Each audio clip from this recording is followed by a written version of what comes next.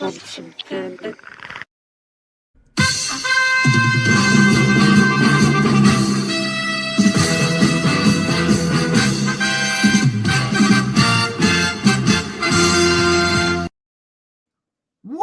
up, G-Show land, and welcome to another episode of the G-Show podcast. I am G1, and this is the Geek Out.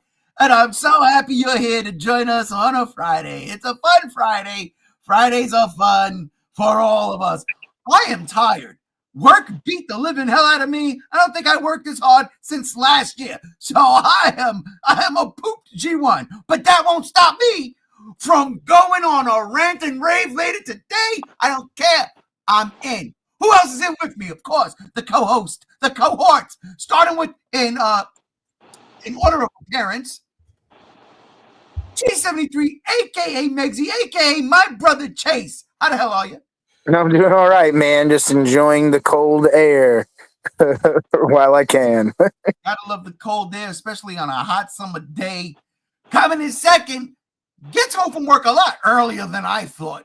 My sip from another crib, Gam Z1. Hello. Hello, everyone. Good thing I'm actually here and not, behind no power because it's been thunderstorming over here in Montana. Gam's almost got electrocuted last night, ladies and gentlemen. I did. 10 feet away from my house, ladies and gentlemen. It was crazy.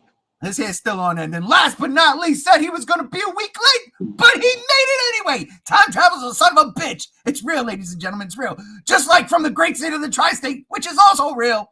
We got Shin Jura, a.k.a. my brother, Remy Butterfuko, over there.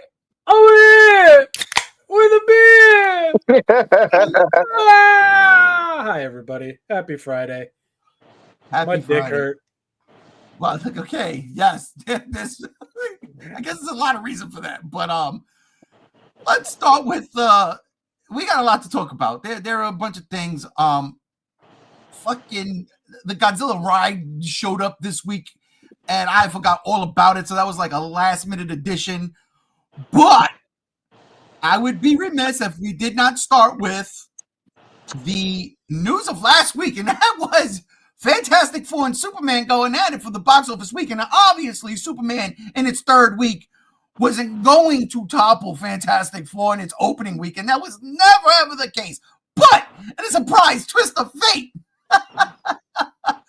Superman actually gets one over the Fantastic Four because of opening weekend box office receipts. Now, listen to me, ladies and gentlemen. I did not hate Fantastic Four. The word I used this week, I felt much more comfortable using. I felt deflated by it. It was a good movie, but I was thinking it was going to go in a certain direction. It didn't. And in that regard, I was just deflated by it. And since it's been a week later, it's a motherfucking spoiler. I thought they were going to have to leave their Earth. They didn't. They won the day. Not bad. But where the projections were, it was going to kick ass, and it did, don't get me wrong. It only accumulated $117 million in its opening weekend, whereas Superman actually made $122 or $123 million its opening weekend, which means one of two things, okay? And I'm going to let the panel here debate this. I want to know what they think about this. It means one of two things. One, people were really excited to see what James Gunn was going to do with the DC universe. Or two, fantastically super for the box office, or forewarned fatigue. The Marvel fatigue could possibly be real. Now, I don't know. We still got a month to go with Fantastic Four. We'll see what the drop-off is this week. You got it going up against the Naked Gun. You got it going up against the indie horror flick Together, which I'm going to see both of them tomorrow before SummerSlam, y'all. So don't worry, all right? My ass will be in the movies at 9 o'clock in the morning so I can watch both those movies and get back in time for SummerSlam. So just a heads up, fellas, who's going to be there with us. It's got that, and it's got The Bad Guys Part 2, family film, okay? Yeah, that's what I was going to say. There's some, other big movie coming out, too. So, Bad Guys. So I'm not going to go Marvel fatigue just yet, but I'm definitely looking at this weekend to see where it's at. At the end of its theatrical run, I feel like it should be on par, tied, or surpass Superman. But if it's not, and this was Marvel's, next big thing, then I gotta be honest, I believe there's an argument to be had that it's not superhero fatigue anymore, it's Marvel fatigue. But Rob, since you joined us last, what say you? Honestly, man, I don't know. I'm a bit of a negative Nancy in this whole thing because I went from wanting to go see this movie to not wanting to go see this movie. Oh. And I don't know, I'm glad Marvel's got a bit of a gem going on here. I'm glad that it made its money because I never really want to see a movie die at the box office critically, unless it's Lilo and Stitch remake, and that didn't happen, and I'm very upset about it. Yeah, it's #1 movie this year. Yeah. But I mean, I'm gonna have to take the same stance as you because I feel like that's really the only fair stance to take until we see more. Because it didn't, do fucking quadrillion amounts of amazingness, but it didn't full on flop. I'm pretty sure by now it probably made the budget mark back, and now they're just going into whatchamacallit. What do they call that cost for promotion? Marketing. Marketing. Yeah, they're probably just now starting to cut into promotion. So I don't know. I want to remain a positive force in it and just say we'll see how it goes. Fair enough. Chase, what do you think? I have been thinking about this for a while. I'm not gonna see Fantastic Four just because I just don't care. And it's not to say because I don't like the Fantastic Four. It's just I think what it is now is we call it Marvel fatigue, but I think it's really just really poor movie fatigue. And the pattern has been Marvel movies have just been bad and not great. And I think that's just what people are latching onto is that. I don't think it's superhero fatigue at all. But if you look at both movies, Fantastic Four and Superman, there's one clear movie that looks a lot better than the other, and I don't think it's Fantastic Four. And I think the reviews and the fact that Fantastic Four has not met its projection that they were hoping for out of the gate is the big example. The movie had a budget of $200 million, and it just reached barely past 200 million. It's 214 or 218 globally. So that's not great, but I think that's just what it is. It's just there. I'm not saying Fantastic Four is a bad movie. I haven't seen it, but from what I've been hearing from people that have, it's not the cork off the champagne bottle that Disney was hoping to introduce their Doomsday franchise and Secret Wars and stuff like that. And I think this is just going to be the continuing trek for Marvel movies.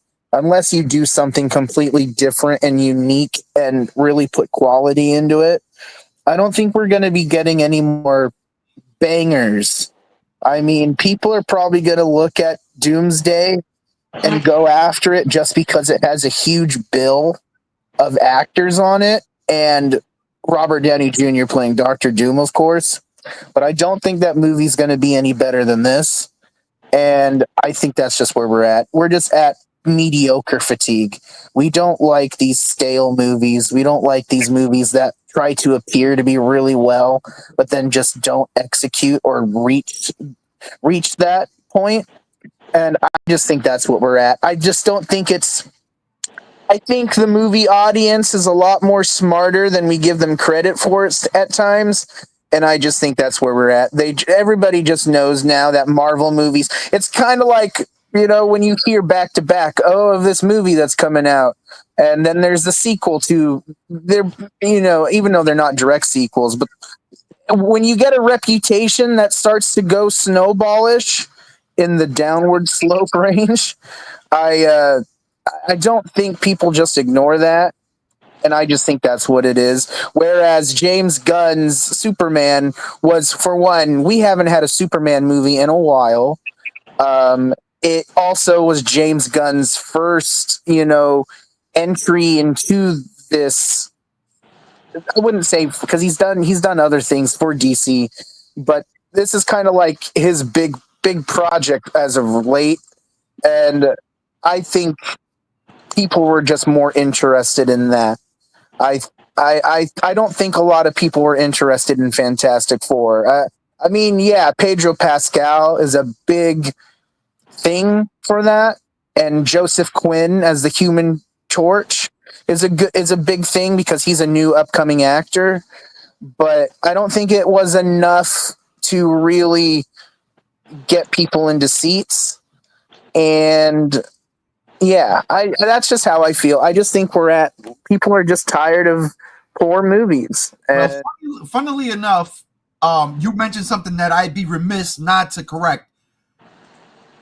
Domestically, Fantastic Four didn't beat Superman opening weekend to opening weekend. But worldwide, Fantastic Four opened up a can of whoop ass because for whatever reason, the rest of the world wasn't going to see Superman opening weekend. And it's still, I don't know, it's a struggle. I heard a lot of weird things like too much American patriotism in Superman. And I'm like, what movie did they watch? God, I'm confused. But Fantastic Four globally, yeah, it made its money. Like it came through. So internationally, I think that, and I think that lends credence to, countries as a whole now outside of America that are getting the theaters and getting that hype, getting the ability to go out to a movie theater and enjoy these movies. Because 20 years ago, it wasn't like that. Like everything really relied on domestic shit or Saudi Arabia and China, and that was it. And by that, I mean like Transformers, the Fast and the Furious, and there's definitely another franchise somewhere in there where I think it was Fast and Furious, where Saudi Arabia went crazy. Like they were making billions of dollars just from that country alone because of fast cars. But yeah, I digress. So Fantastic Four made 158. Well, no, that's its contributing now. Stands at 158, and then internationally is 99 million. That has to be just for this weekend. Yeah. Yeah, because last weekend it was like 100 something million dollars international. They made their money. They did beat Superman in that regard globally. But yeah, I just want to throw that out there. Gams. So what do you think? So what was the overall question again? Is it I know it's mostly talking about Fantastic Four and Superman, but like what was the question? Is it Marvel fatigue? Is it too early to call it? Well, obviously it's not Marvel fatigue if Fantastic Four internationally is winning. Obviously, like if we're doing purely domestically here in the States, well, a good chunk of the audience already knows that this series is getting rebooted. Just real quick, sure. Andrew, Superman is beating Fantastic Four internationally. It's also been out longer. I was just going. Well, it's past 200 million internationally, where Fantastic Four is only at 99 million. We're talking about just the opening weekend. Yeah, it was just the opening weekend. Like, yeah, Superman has the benefit of being out longer. So we can't compare it like that. We have to compare opening weekend to opening weekend. Yeah. Once they're out of theaters, then we can compare their entire runs together. That's the interesting part. But we can't do that yet because they're both still in theaters. So just looking at it from the opening weekend standpoint, this is a reboot with Superman. It's fresh, it's new, it's James Gunn's new vision. Sure, there were sprinkles of previous stuff, like Peacemaker is canon to this universe, and Creature Commandos, but those are TV shows. This is the first movie in this new rebooted DCU. So that was fresh and new, and that's why domestically everybody was gangbusters for fucking Superman. Whereas this is the last dying breaths of what the MCU currently is before they do a fucking their own reboot with freaking Secret Wars. So I think people are just like at the point of we're just gonna wait until it hits Disney Plus. Then we're gonna watch on Disney Plus, and then we'll probably like watch Secret Wars when it comes out, so that we can see what this reboot is, this vision is, so we can see if we're on board or not.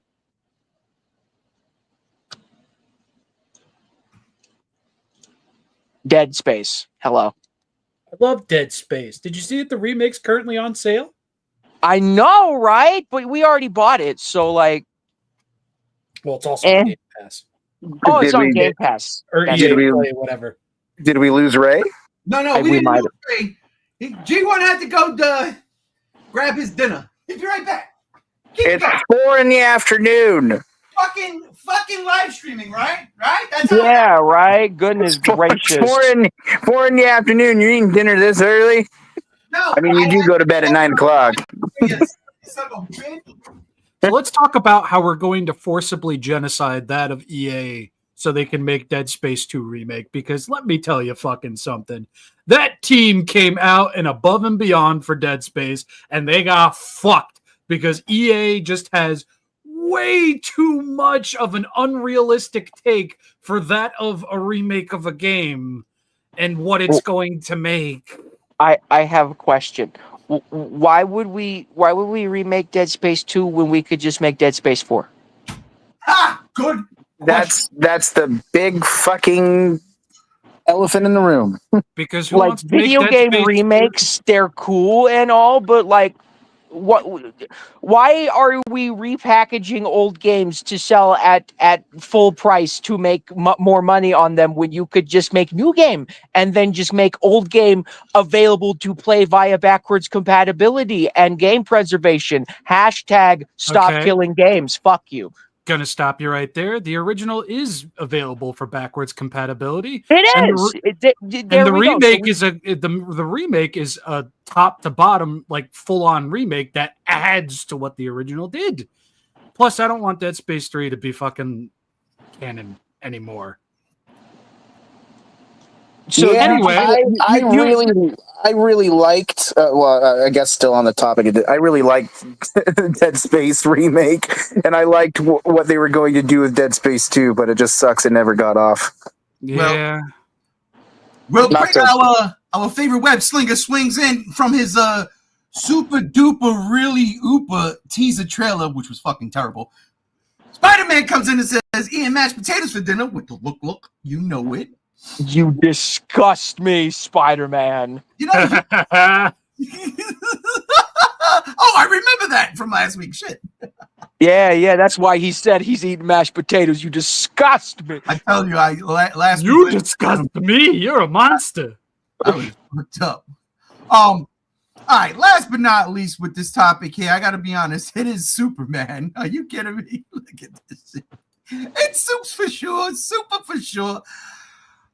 I am so excited to see what James Gunn is bringing to this DC universe. I'm a little nervous about rush jobs because of the success of Superman. He was like, all right, let's get this going here. Let's get this going here. But James Gunn also said, yo, the script's got to work. The script's got to be in. If the story ain't right, if the script ain't tight, we ain't doing it. We're not putting no money to it, which is why when they first announced this new DCU, there was so much there, and a lot of things got cut off, and Swamp Thing being one of them broke my heart. But it's super for sure. Look, I'm sure Marvel is not in any dire circumstance right now. I don't think they're bleeding money just yet, but there might be a cut over the eye right now. We will see how this continues to go. There's nothing else coming out until Spider-Man, I think, next year, right? That's next year? I think so, yeah. Yeah, because Marvel went, and I think they did a 2-movie a year. I think we should wait till end of August or September when they do their Disney event. Yeah, no, but I can't see Spider-Man coming out this year. Like at all. They do. Yeah, Spider-Man's supposed to be like July of 26 or something like that. Yeah, that makes sense. That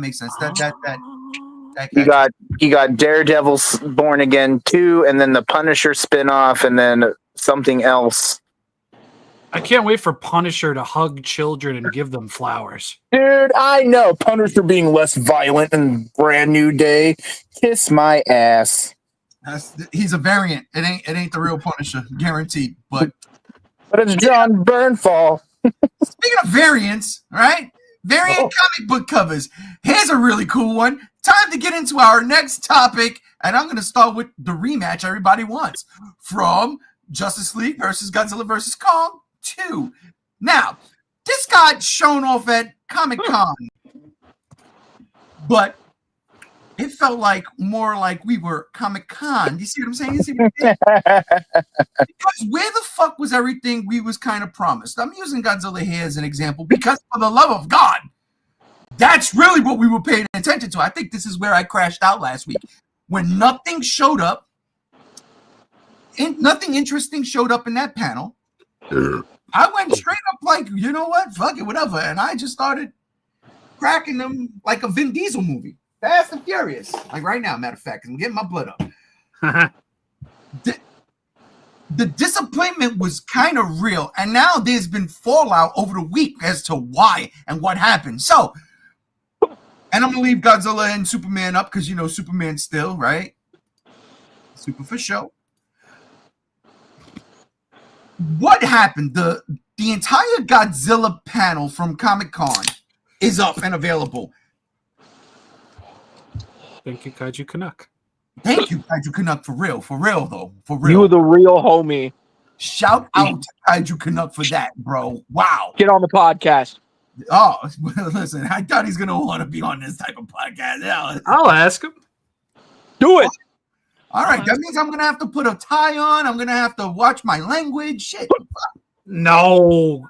Bro's friends with me. You don't got to watch your fucking language. I cuss around him all the time.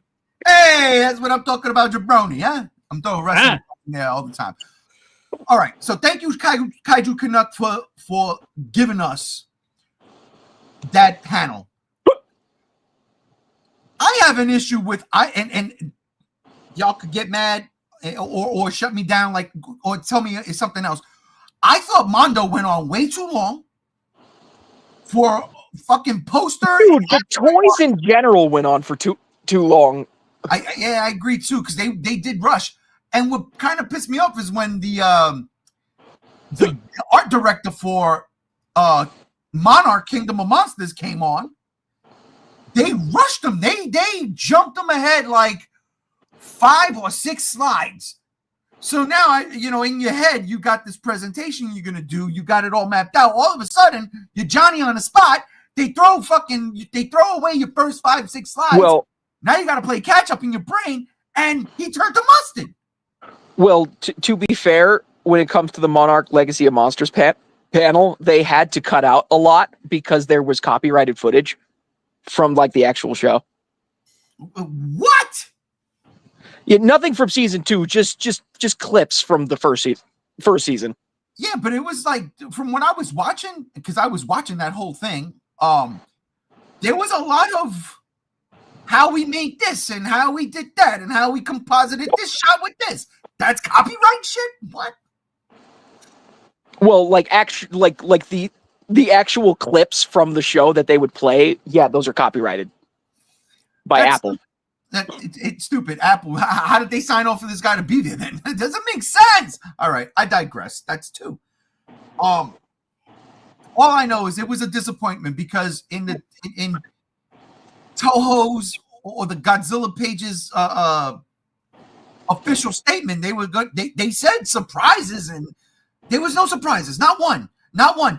Everything that they showed was not a surprise because they showed previously.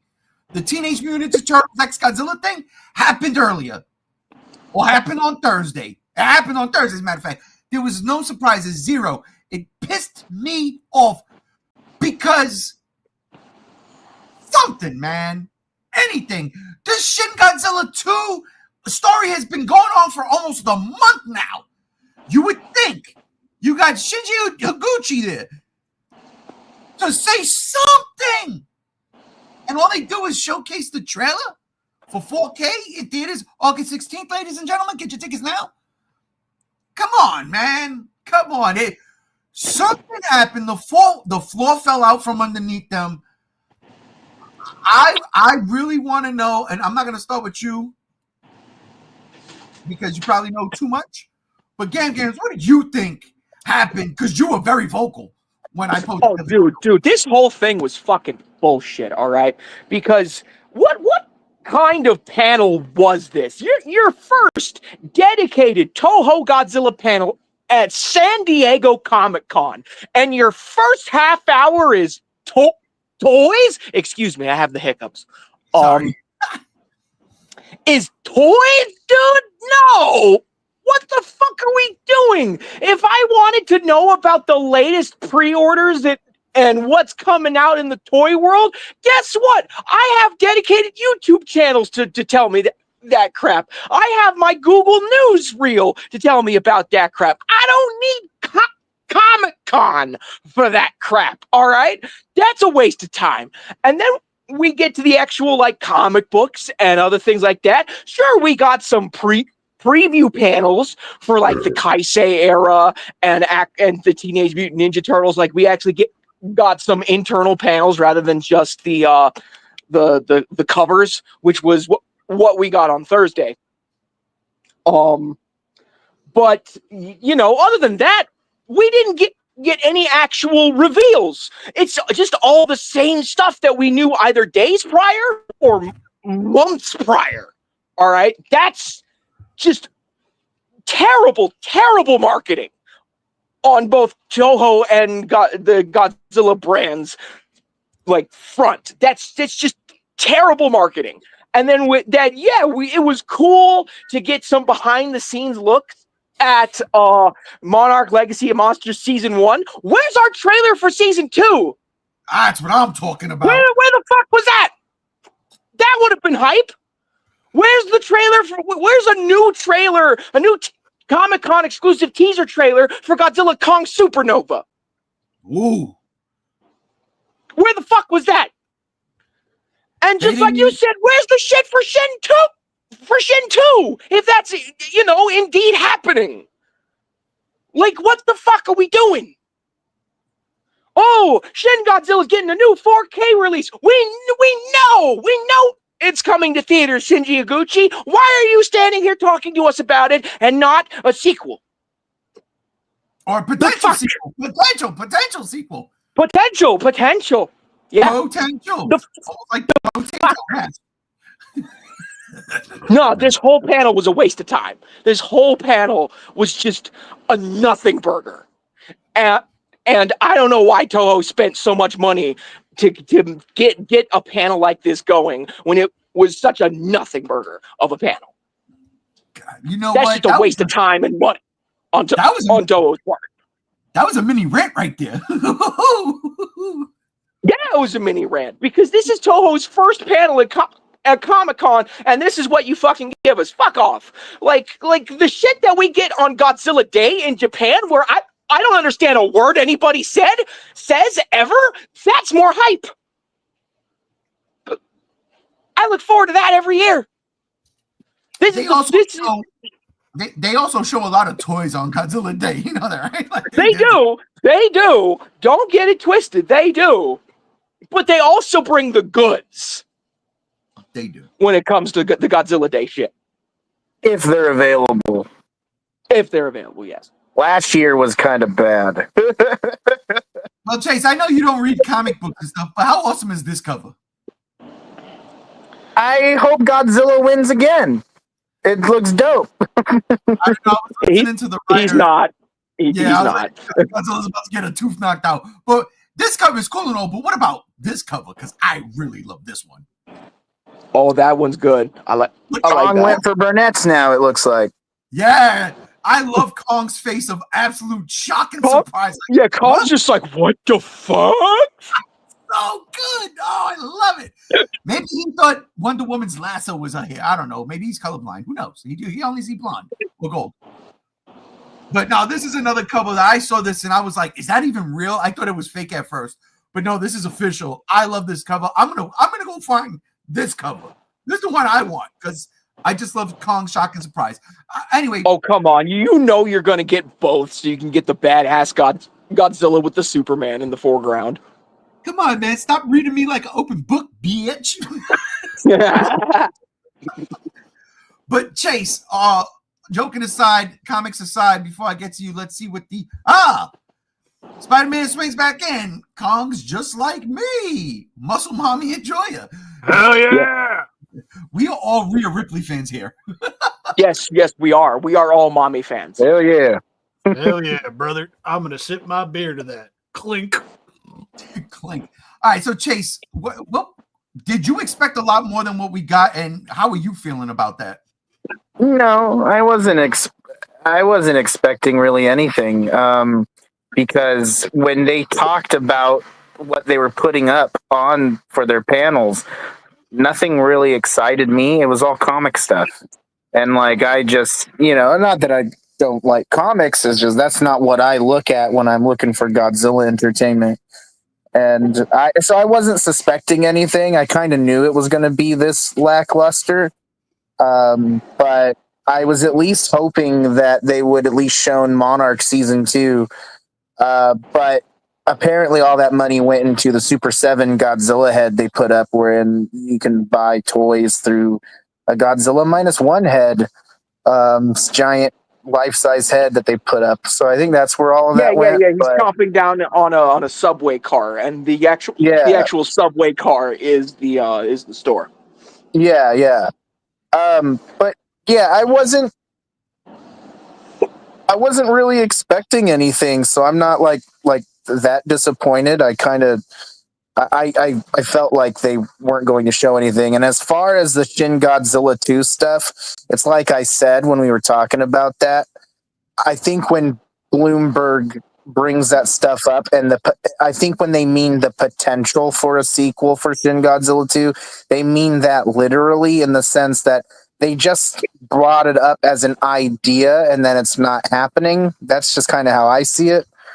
But who knows? I think for what's going on right now with all of that, if anything major is coming out with it, then we'll see it on November 3rd for Godzilla Day. I think that's what Toho would want to do, but It's just stupid because we don't understand a word they're fucking saying when they do that shit. We don't speak but at least you can get the itinerary translated to know what stuff to expect. And sure, it's not in order sometimes, but like at least you can know by translating it what we're going to be shown and stuff. So at least there's that. I guess. Yeah. They're just them motherfuckers is lucky they didn't take questions, and I wasn't there to give questions because I would have just been like, "Is this an out of season April Fool's joke?"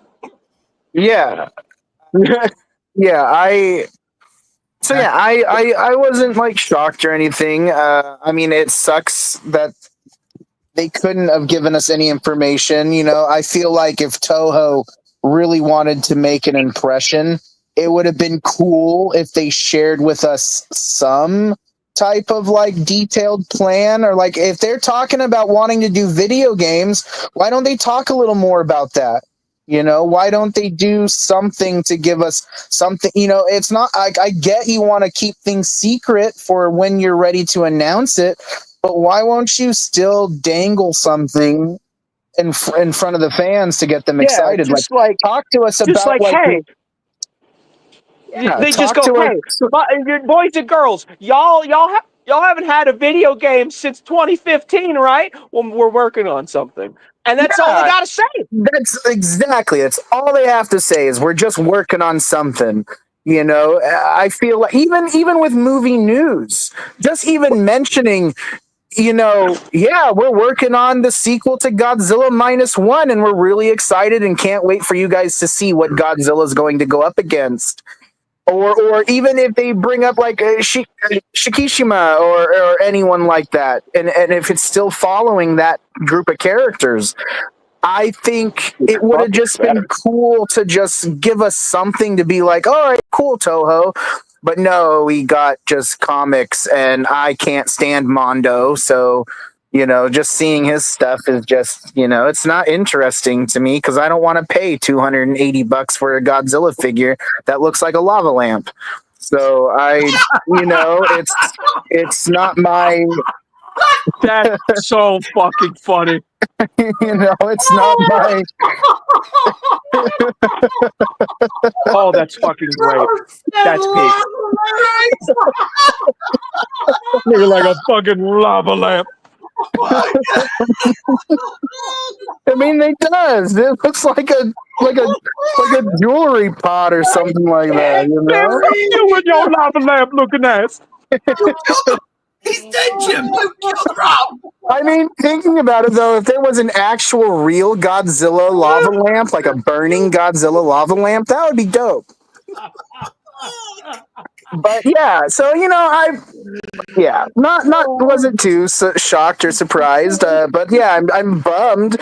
I always want Godzilla news, but again, not having a Monarch season 2 trailer, that's odd, especially because they're supposed to be finished, and I thought we were supposed to be getting it this November, but apparently they're going to wrap everything together with us getting season 2, then -2, and then Supernova. Wow. So that means we will be getting probably who knows. Godzilla Supernova comes out in 27. So then does that mean we're not going to see Monarch season 2 till either the summer or November of 26? That sounds rough. Probably. But that's exactly where I see it's going. It's going to go Monarch season 2, then -2, then Supernova, and then whatever to follow after, whether it be Shin Godzilla 2 or they call it something else like whatever the Godzilla, hell it is. you know. But you know, that's all you needed. That's all you needed. Is all you say is, listen, everybody talking this potential stuff. Listen, we're working on it. Then the potential gets away and it's confirmed. That's all. That'll send. That's all we need. Tizzy, and that's all. You Yeah, need. exactly. But we're working on something. That's all you guys. And it double sucks because you know, even though Chase admittedly doesn't care about the comic book stuff, even if you did care about the comic book stuff, nothing was new. Nothing. There was no reveals. There was nothing. There was nothing. Yeah, that's a good point too. I wasn't thinking about that. Is Godzilla looking like Wolverine? No, the Ghost Rider one is better. He looks more like Sabretooth. Oh, it's terrible. But you know, real quick, let's get to the comments.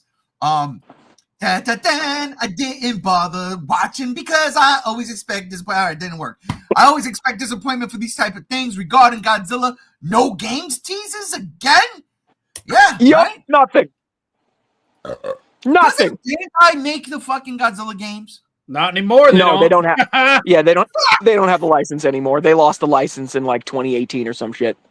Who did? And that's why the PS4 Godzilla game is like fucking almost $500. Wait, Bandai? are you telling me I can sell that to pay a little bit of my mortgage down? Huh? Yes. Not gonna happen. Not gonna happen. All right. Oh, look who joined us from the Never Land. It's my bro from Idaho. JR's. Oh, Thanksgiving. No. You got to do it like Djibouti dubs fucking Guy Fieri. Oh, Thanksgiving. Is that what he's there doing? you go. Yeah, that's what he's doing. That's Killed it. in regard to Chase killing Rob a minute ago. That was fucking funny, dude. I got to use that. Oh, very well. Go ahead. Before I get to you, Rob, Comic-Con all around, even not just the Godzilla stuff, I was disappointed in other things. The Masters of the Universe, they dropped the title card and they did it in 1,000 different languages, and I was like, yes, we're getting a fucking teaser at Comic-Con for Masters of the fucking Universe. So now finally, me and Rob can settle a debt on how Skeletor is going to look. Nope. And no, we just got a title Just the title card. And- Masters and- of the Universe. and music. That's it. And you know what? I vibe to the music because it's old school classic. I'm all good with that. But damn it, I was disappointed. That's why I felt like I was Comic-Conned. This Comic-Con sucked. We've been Comic-Con for the past few years. Yeah, but not like this. This year there was potential. Yeah. Well, this year just really shows that everyone's hurting for money. Listen, all right. Well, last but not least, I'll go to you, Rob. Yeah, what did you think about the Godzilla panel and just Comic-Con in general? Like, did you feel conned? For the most part, I do feel like I was somewhat let down. I mean, Ninja Turtles X Godzilla, both the comic and the figures, that was pretty hypebeast Magoo. Yeah. Other than that, though, I really can't pick or choose an announcement that made me stand up and grab my wiener and, start pumping like it's fucking blizzarding outside. There really wasn't anything. And as far as the Godzilla panel goes, there's a lot that I can't say. And I will say just that I understand everybody's bummed out about it because, I mean, this is Toho's first time at San Diego Comic-Con, which is, despite all of us being let down multiple years in a row, it is a big deal in terms of media and merchandising, the whole nine.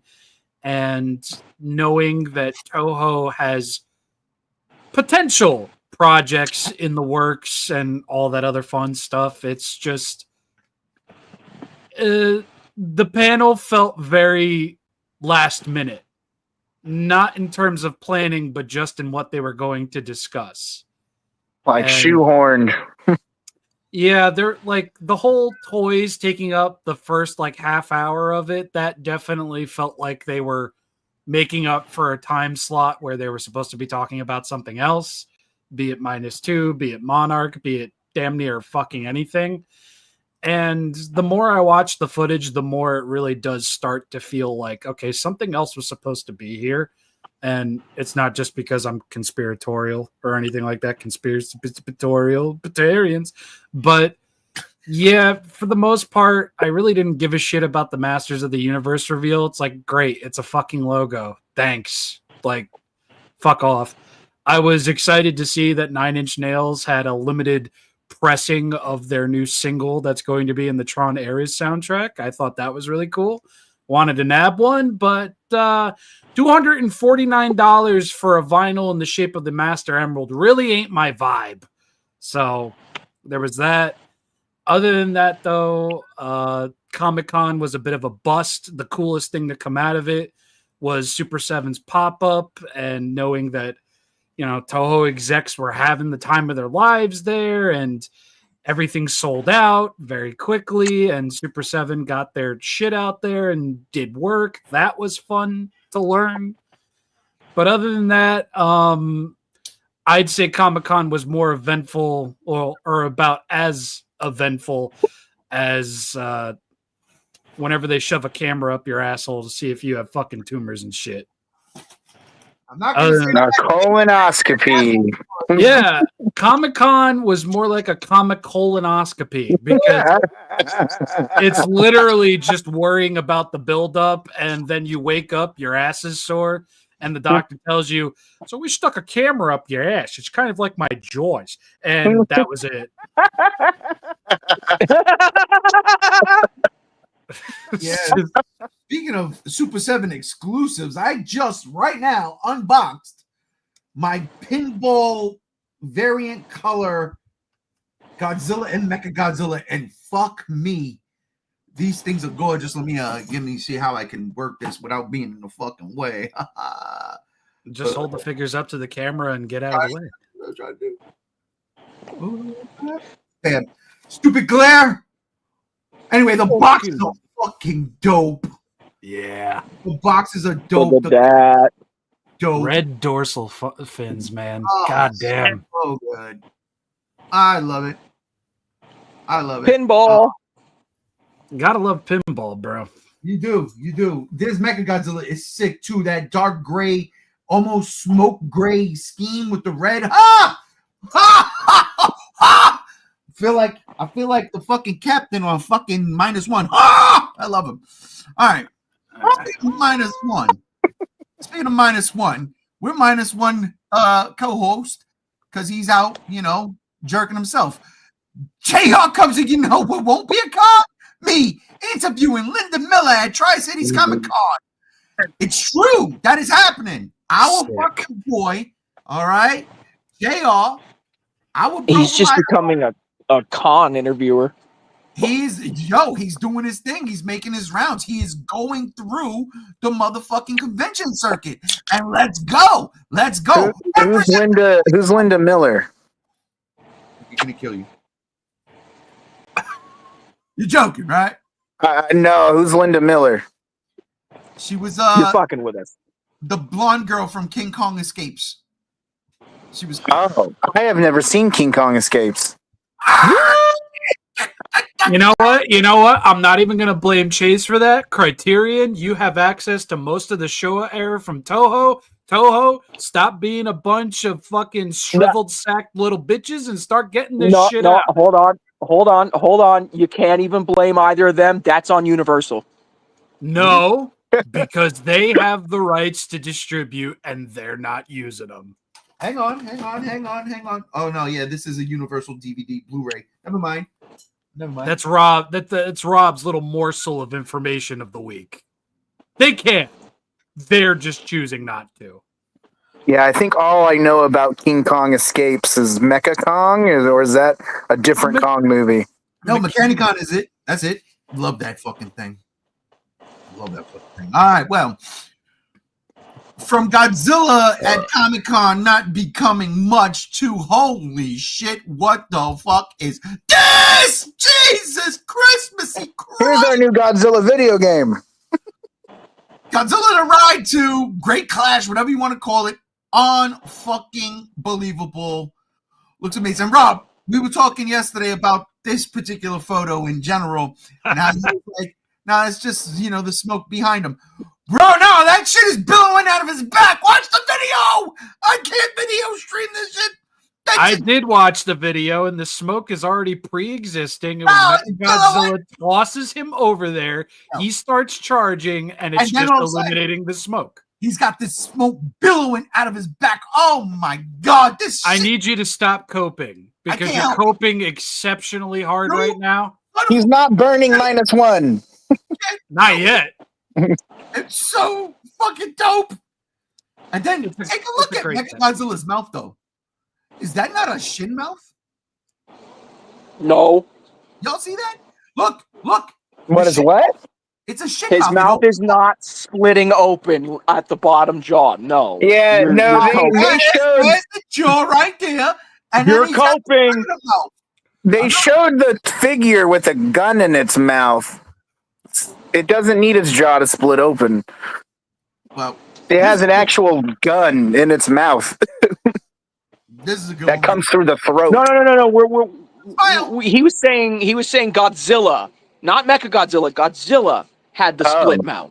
Oh my bad. I meant Mechagodzilla. I meant Mechagodzilla. Oh, you meant Mechagodzilla had the split? Hold on. Oh wait, yeah, he actually might.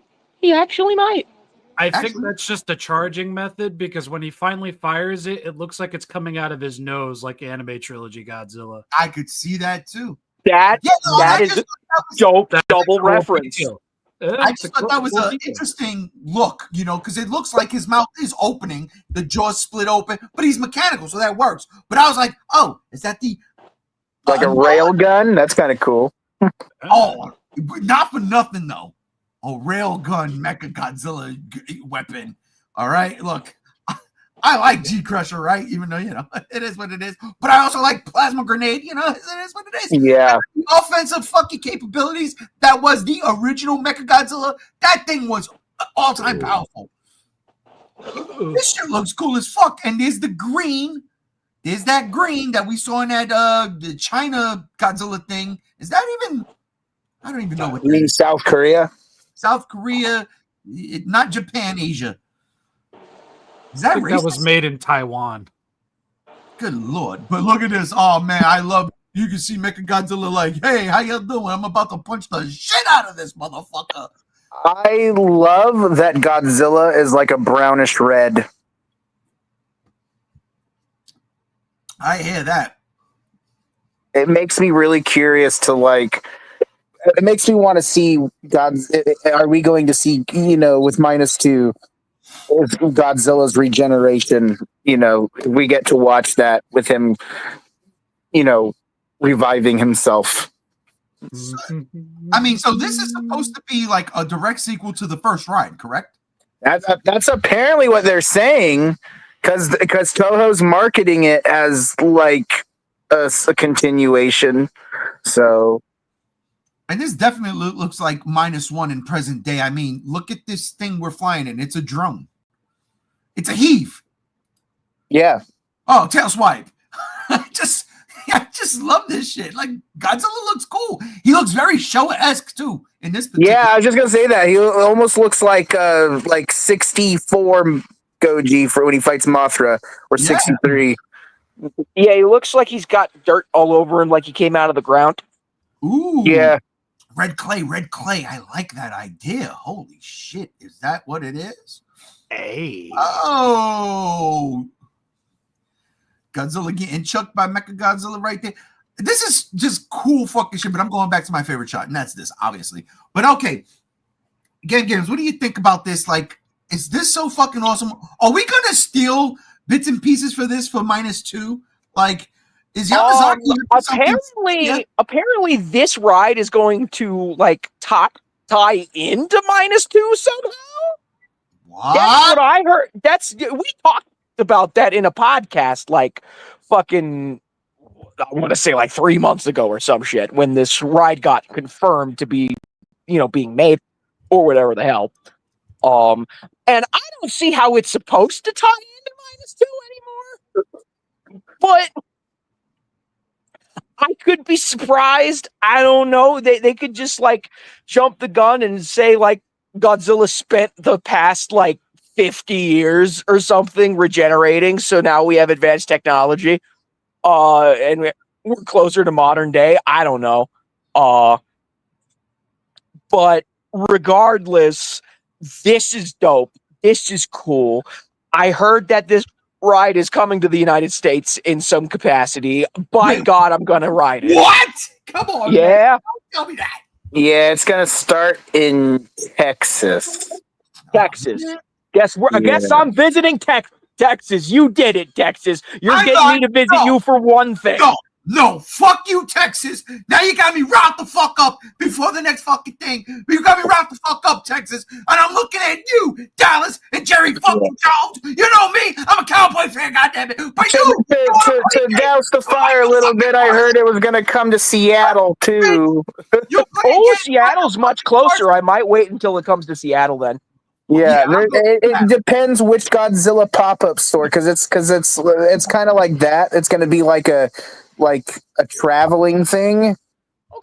Okay. That's cool. But I remember, not to like, in the clarification of it tying into -2, I remember proposing that question if it ties into it, but we know Takashi wants to use the same actors from -1 in the sequel. So unless that's changed, I don't know. I would hope that it's a direct sequel because it was left on a cliffhanger. So let's fucking go. Yeah, and that's kind of how I think about it too. All right, real quick, let's get to the comment. Dun, dun, dun. Spider-Man says, "Pass me the controller, Chase." Spider-Man still singing. JR and I are banned from Texas. JR is definitely banned from Texas. He cannot. Absolutely. And Spider-Man says, "Shane, we can't go." It's all right. Listen. Just go to Seattle. It'll be fine. Fuck you, Jerry Jones. Fuck you, motherfucker. The greatest fucking backer and since Reggie fucking White. And you're gonna fucking make him say, "I don't want to play here no more." When he said, "I want to be here, a Cowboy for life." You stupid motherfucker. You know, I don't know who I want to go first. Jerry fucking Jones or the dickhead in the motherfucking place. You know what I'm talking about. Hey, relax, guy. Fuck. You know what's interesting about this too, looking at the destruction between Mechagodzilla and Godzilla, is looks like Godzilla looks bigger. Yeah. He might be around 80 meters here. Oh, that's not a good one. Let's see this one. Oh, yeah, that's not a good one either. It's perception. All right, Rob, what do you think about this thing?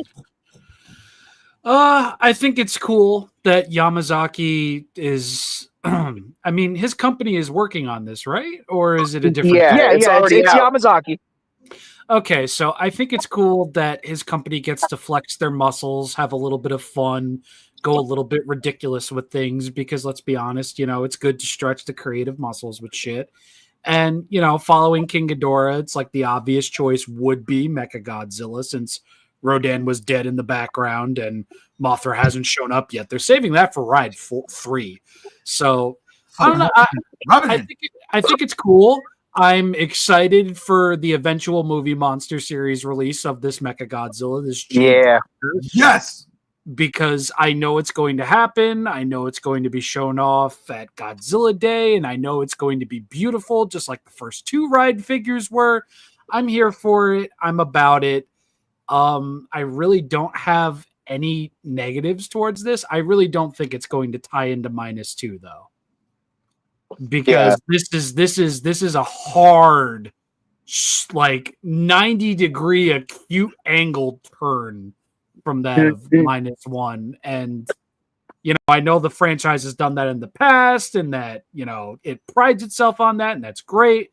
But I don't see in any way, shape, or form them taking that much of a leap and them going straight into something like, well, we built a Mechagodzilla in our free time. We had our thumbs up our asses all these years just in case, I think it also comes down to how long does it take to make these, and when did Takashi start making this cinematic for the ride? I believe they put the order in directly after the original. Don't quote me on that. Okay. And it's a 15-minute animatic, and it's like, yeah, it doesn't seem like a lot to us, but just seeing the movements and the intricacies, especially for something like that of Mechagodzilla, I can definitely see this being in production for just a little bit. Yeah. 15 minutes. A little bit. Yeah, it's going to be 15 minutes. That's a huge ride, dude. Go to Universal Studios. You get rides that are maybe 8 minutes. Transformers, The Simpsons, like anything that's Jurassic World. I didn't get on that one, so I can't say that. Oh no, Jurassic World. No, that's just a water flume, bro. That just goes up. That's a 3-minute ride. I'm talking about. Yeah, dude. 15 minutes is a long time for a ride. Yeah, Back to the Future was a good example. Back to the Future was a great example. Oh yeah, and there's also the Spider-Man ride at Universal. That was also like one of those 3D going on a projection screen kind of thing. Yeah, no, 15 minutes on a ride like this is fan-fucking-tastic. Seriously, that's way more bang for your buck, which means now, how much are they charging per ticket? Because holy shit, 15 minutes is a great ride. Yeah. I bet you for a ride like that, they'd probably charge like 30. You know what Per they person. should do? Send this to D-Box and have the theaters that support D-Box or motion controlled seats. Just put the ride in the theater. I'd pay $20 just to do that for 15 minutes. It's Godzilla. Why not? That's a great idea because D-Box came from this type of technology. That's Right. True. I think That's- they should go balls out and offer for people interested both rides back to back. Yes. A 30 double minutes? feature. Oh, Yeah. $60 easy. I mean, I'd be there in a heartbeat. Easiest $60 I ever spent. I would fucking buy a season pass. This is my seat. You get the fuck out of here. You kidding me? I'd be in that motherfucker every fucking weekend. And after work, I'd be like, oh, Godzilla, yeah. Oh, yeah, man. Shit, we're giving Toho all the fucking leeway, and they gave us fucking dick at Comic-Con, motherfuckers. All right, I'm sorry. Let's get to the comments. The only thing I could see -2, by the way, Spider-Man swinging in. The only thing I can see -2 taken from this guy is Godzilla being more physically active in how he moves. Yeah, because he's definitely moving and grooving. And JR, love you, brother, comes in and says, I would be there. I think we would all be there. You know what? If that shit was to happen, and this is a huge hypothetical, but listen, let's just say that shit was to happen here in Vegas, where right now tourism is down by 3,000% and we're crashing and burning. Bring something interactive like this here. We're doing the fucking horror, Universal Horror Nights real soon. Bring this shit here. Give us the D-Box, like Chase said, because again, that's what these rides, that's what D-Box was based off, these type of rides. Yes. And give us a half-hour Godzilla experience where we can do part 1 and part 2 and just go fucking ham. I will get every one of y'all down here. It'll be fun as hell. On my motherfucking dime. I don't give a fuck what the wife says. I sell the jacuzzi. Y'all coming down here. We're all getting in the motherfucking D-Box all the hands screaming. It's going to be a great time. I'd love that. That'd be great. I would do it. I swear to God, I'd do it. Like, to experience that with the fucking homies? Like, come on, man. It's a goddamn G show here, bro. Oh, Dan, you got me stressed out now because I really want this.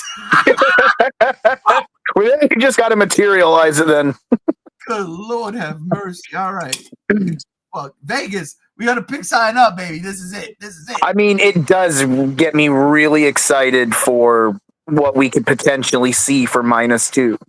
If Godzilla is going to fight another monster, I think this is a great example of what we can expect of quality. And I think that's great. Yeah. Well, look, I love this image. I don't care what Rob says. That smoke is coming out of the spine. Okay? He's charging up, baby. Supernova. Let's go. Cool. Right. I'm not going to cope on this one. I'll tell you that as I get rid of this and I get to this because it is time, ladies and gentlemen.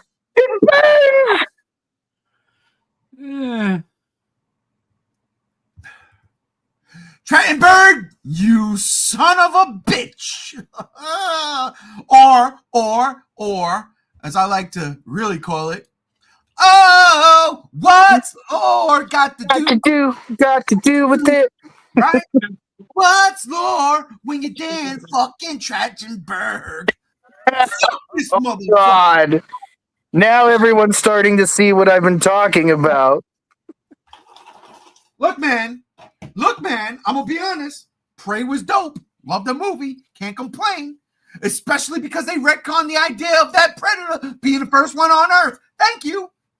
I love killers. Yes, I did. Absolutely loved it. Until I saw that ending right there with not Schwarzenegger and not Danny Glover. Okay, Harrigan and Dutch, respectfully. But when I seen Homegirl up in there, and I'm sorry that her name Naru, yes. Because I'm like, that was the only thing that got me mad with the movie. I'm like, wait, what? Look, man, you can't.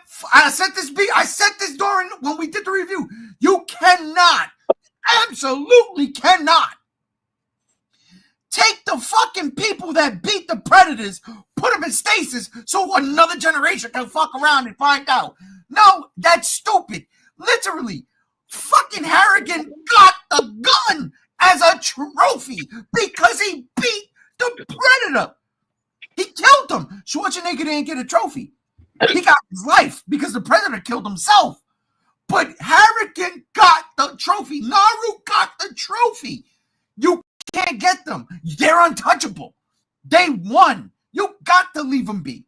You've got now. If you want to do Schwarzenegger, maybe. If you want to say, well, Dutch technically didn't kill it, even though it was dead. He booby trapped him. He got him. But the Predator blew himself up. Okay, no doubt.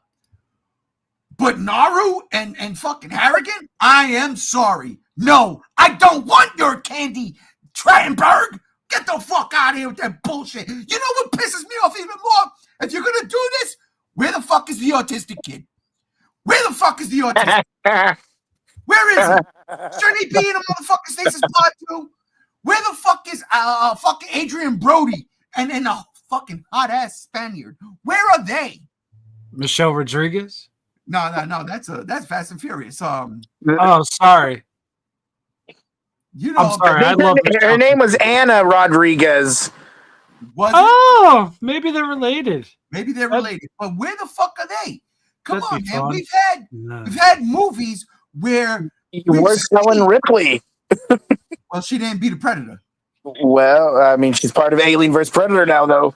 Yeah, but she didn't. But we haven't seen her beat a Predator. But could you imagine if in this fucking rebooted, reimagined fucking ending, you did see Ellen Ripley? Because I would watch that. I would. We go crazy. I'd come. Of course. But this to me is absolutely asinine. This is stupid upon dumb. You can't do this, man. You can't do this. And it makes me mad because Killer of Killers is so fucking good. So fucking good. It was everything I wanted. An anthology Predator series? Yes. Going through the timelines? Absolutely. But you can't do this, man. This right here, this screams cop out. Because here's the deal. We are not getting Danny Glover or Arnold Schwarzenegger in live action Predator movies ever again. So this is stupid. I hate it. I fucking hate it. And again, I get mad. They should have fucking showed the little fucking autistic kid with the Predator helmet in there. He should have had the fucking helmet on. And that's funny. The movie that nobody wants to exist. Fuck this shit, bro. Fuck this shit. Piss me off. Really make me see. Now, I was disagreeing with Brother Chase on the fucking mountain. We were fighting. Come on, bro. King of the mountain. Now, you know what? Now I was like, yeah, I'm going to take the L. I'm going to fall off Geronimo. This is fucking right. This is stupid. I fucking hate it. And yeah, real quick, Spider-Man comes in, swings in, and says, I felt sick as soon as they showed Dutch. I will cope that these are just bad bloods abducting our protags and not my ordinary jungle hunters. I hate this. If that was the case, I'd be on board for it, but we know it's not because we saw the King Predator. And Spider-Man also, autism kid probably fought off the Predator captors when he overwhelmed them, showing them his Godzilla lore. Well, to be fair, the autistic kid was kind of up against a detractor, wasn't he? Wasn't the whole thing about the Predator that it was some fucking detractor from the lineage, like transmorgifying himself with superior DNA to make him better? Well, they wanted the kid because they were trying to show that autism was like the next step of evolution. Well, then wouldn't he be up in this motherfucking pod? Well, yeah, that's exactly the point. They were using the kid as like he was the next step of human evolution, and that's what the predators wanted was his DNA so they could make more smarter predators. But wasn't the roided up motherfucker like his own agent or something to that extent?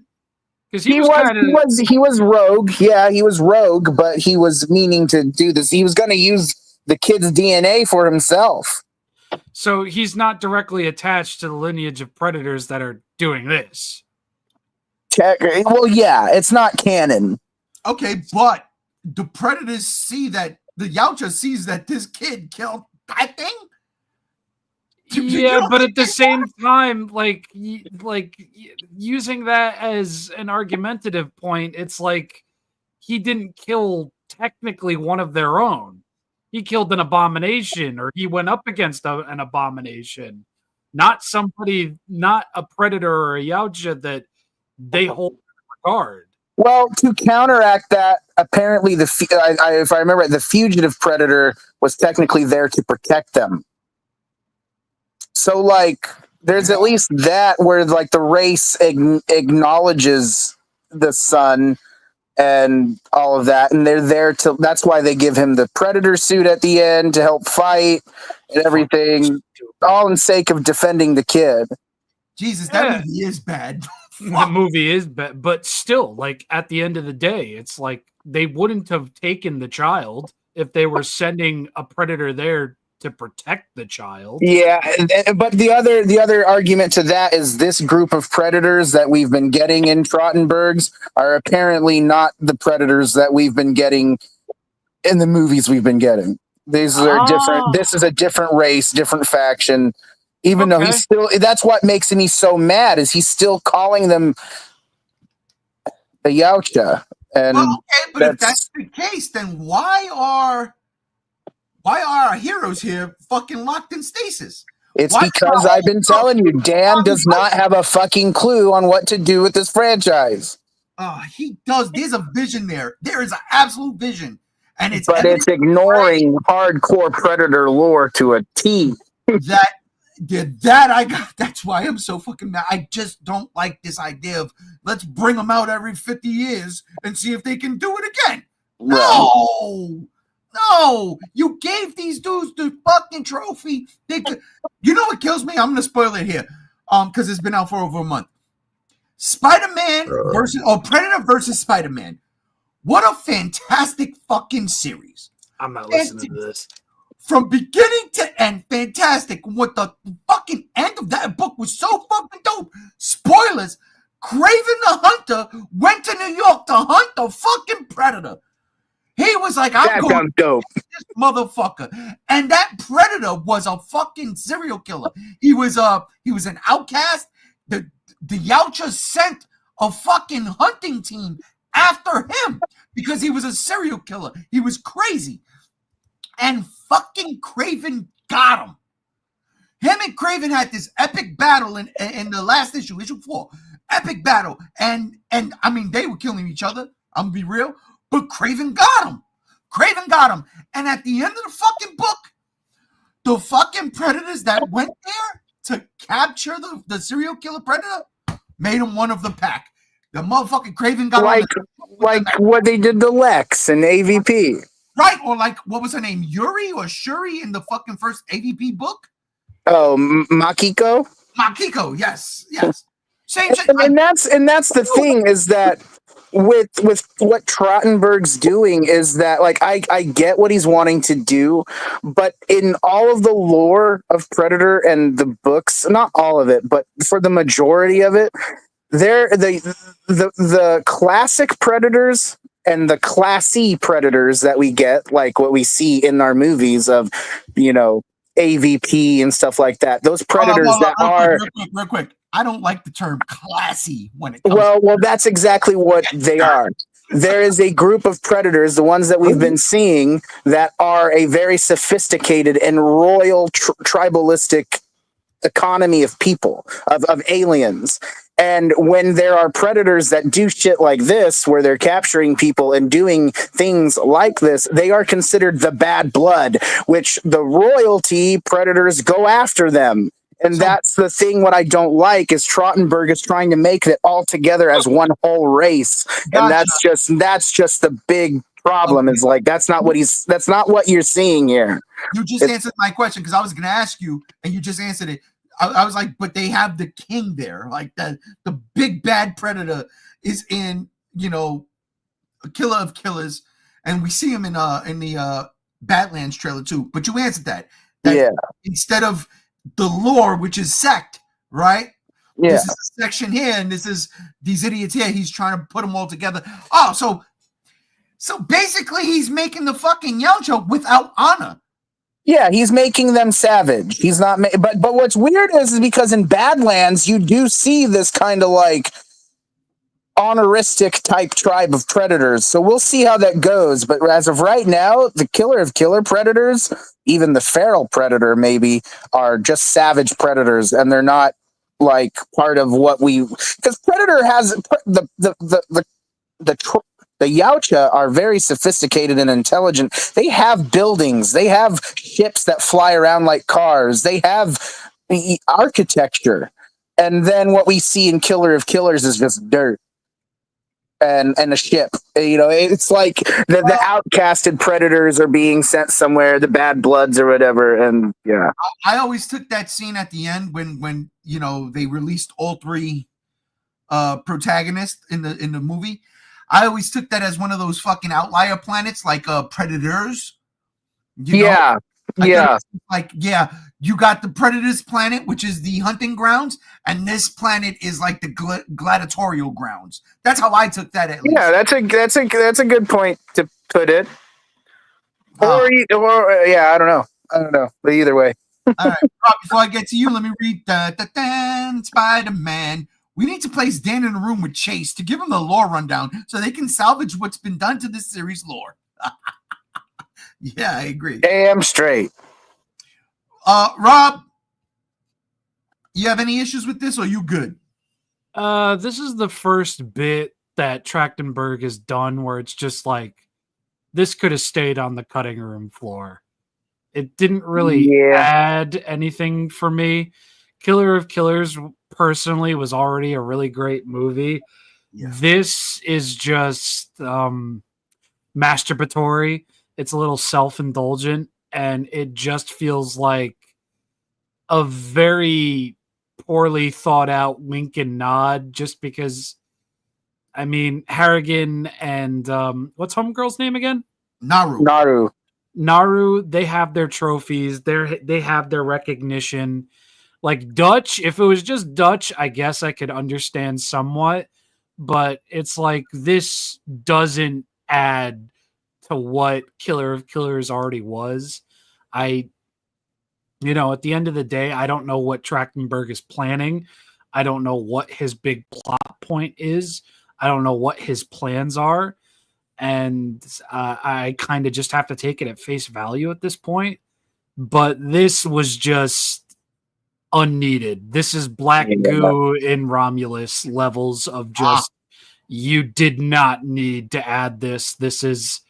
You could have released this as like concept art on Twitter and said, yeah, we all kind of decided against this because it just didn't fit, and people would have been fine with that. Adding it as DLC to a movie that's already been out, it just feels, again, that feels like a Disney move. I think they did this because they are not meeting projections with the film. It's very much possible because it's harder to track streaming than it is like, box office. Yeah. And it could very well be that. It's just, even from a studio standpoint, I don't see how including this at the end would really help. Because when it comes to streaming online, the shit's already up on websites within 24 to 48 hours. People are going to post the screenshots and they're going to say, yeah, this is mid. Especially with like Hulu. It's not a giant in the streaming game. I mean, it's Hulu, don't get me wrong, but who the fuck wants to pay the subscription service to see 2 seconds? Yeah, no. I don't think that tracks, Yeah, I wouldn't. I don't have Hulu. I watched this film illegally, but I fully plan on getting a physical copy if it ever comes about, like Prey. But if I were a series casual and just heard, oh yeah, there's a new ending, I would have just looked it up on YouTube or online. I wouldn't have bothered paying whatever Hulu was asking for 5 seconds, especially something like this. All I did was skip right to the end. Yeah, it didn't change nothing to the movie. No, it didn't. And the after effect of it all, it's like, well, this just kind of makes it worse. And I'm going to be honest with you. I just want to say this real quick. Naru looks like Naru. Danny Glover's Harrigan looks like Harrigan. That does not look like Arnold Schwarzenegger's Dutch. A little bit. Tiny bit. He looks young. Yeah. I was like, that's not the thing that I'm confused with is because they don't establish what the time frame is in Killer of Killers. So then again, it makes me confused, wondering, like, are they going back with the idea of time travel again? Because, like, that's a good point, because at the end of the movie, if I'm not mistaken, I gotta watch it again. If I'm not mistaken, didn't the World War vet go back to his time, or were it just ended on the ship? He did. He went back to his time. Yeah, so that doesn't make sense to show Harrigan or Dutch because they weren't there yet. Naru, I can make absolutely makes sense. I'll say this much. Time travel did not work for Godzilla. It's not going to work for this either. It worked for Star Trek. Yeah, it worked for Star Trek because they weren't fucking shoehorned into a 6-month plan. This, I mean, maybe it could work with Predator because they can choose their fighting settings. That would be kind of cool. But then again, it's like, but they're using it for this, Yeah, something There's like your this. anthology series. Like, if you replace them with, like, fucking George Washington, Abraham Lincoln, and some other Benjamin fucking Franklin, it's like, all right. It's like, all right, we got this fat little motherfucker who tied a key to a kite. This motherfucker is cooking. This motherfucker's teeth made out of fucking nut. All right, this motherfucker cooking. This motherfucker was about to fucking get capped at a play because bro fucking freed the slaves. It's like, this motherfucker cooking. But to give us the protagonists of 3 prior movies, it just feels shoehorned. Yeah. And if it this doesn't feel anything but masturbatory. And if this is the way they're going, why isn't Bruce Lee on that ship? No, seriously, like, the dude could kick ass. Well, or Kevin Bacon. After Footloose, specifically. We didn't visually see that happen yet. All right, Gam, I'm coming to you, but Spider-Man, very nice. They at least cleaned him up before freezing him. Harrigan no longer needs to sweat. That's fucked up. It's the summer in L.A. and 1997, no less. Even though that movie came out in like 92. But I digress. I love that movie. I love Predator 2. God, I love that movie. Sorry, Gang. You're all right. So I haven't seen this ending myself, but I'm guessing it's just, seeing, the 2 characters here along with the gal from Prey in succession. That's all it is. So my feelings on this is very complicated because at the end of Predator 2, they let him go. They gave him his own trophy, his own weapon, and they let him go. Mm-hmm. That's what we always established what the Ouch's society was. If you win, you get to go free. Yeah, they have honor. Yes. Yeah. So to go from that to now they capture them and keep them cryogenically frozen so that they could be part of, I don't know, some sort of gladiatorial arena later or some shit. That's so dumb. That's so dumb. Unless they still do the whole it's a bad blood splinter faction or something like that. But I don't know if that's the case. If they're doing it like this, I just don't know how to feel. I don't know how to feel because I've always said I'm not like a huge Predator fan. I'm like not like ass deep into the lore, reading every comic, playing every video game. I'm just a casual enjoyer of the movies. If I see Predators doing cool shit, then I'm gonna be entertained and I'm gonna like it. Right. So coming from even that angle, I'm kind of about this because they established that in Predator 2. That is part of the movie lore. Is if you win, you get set free. So you get a trophy and you did it. Fuck, going completely against that. I don't know, man. This might not be it. And now that I think about it, holy shit, the ending of Prey set this all up, though. Because, holy fucking tits, timeout. Because Naru gets the gun first, right? The Predator gives her the gun. It's yours. Here's your trophy. You beat him.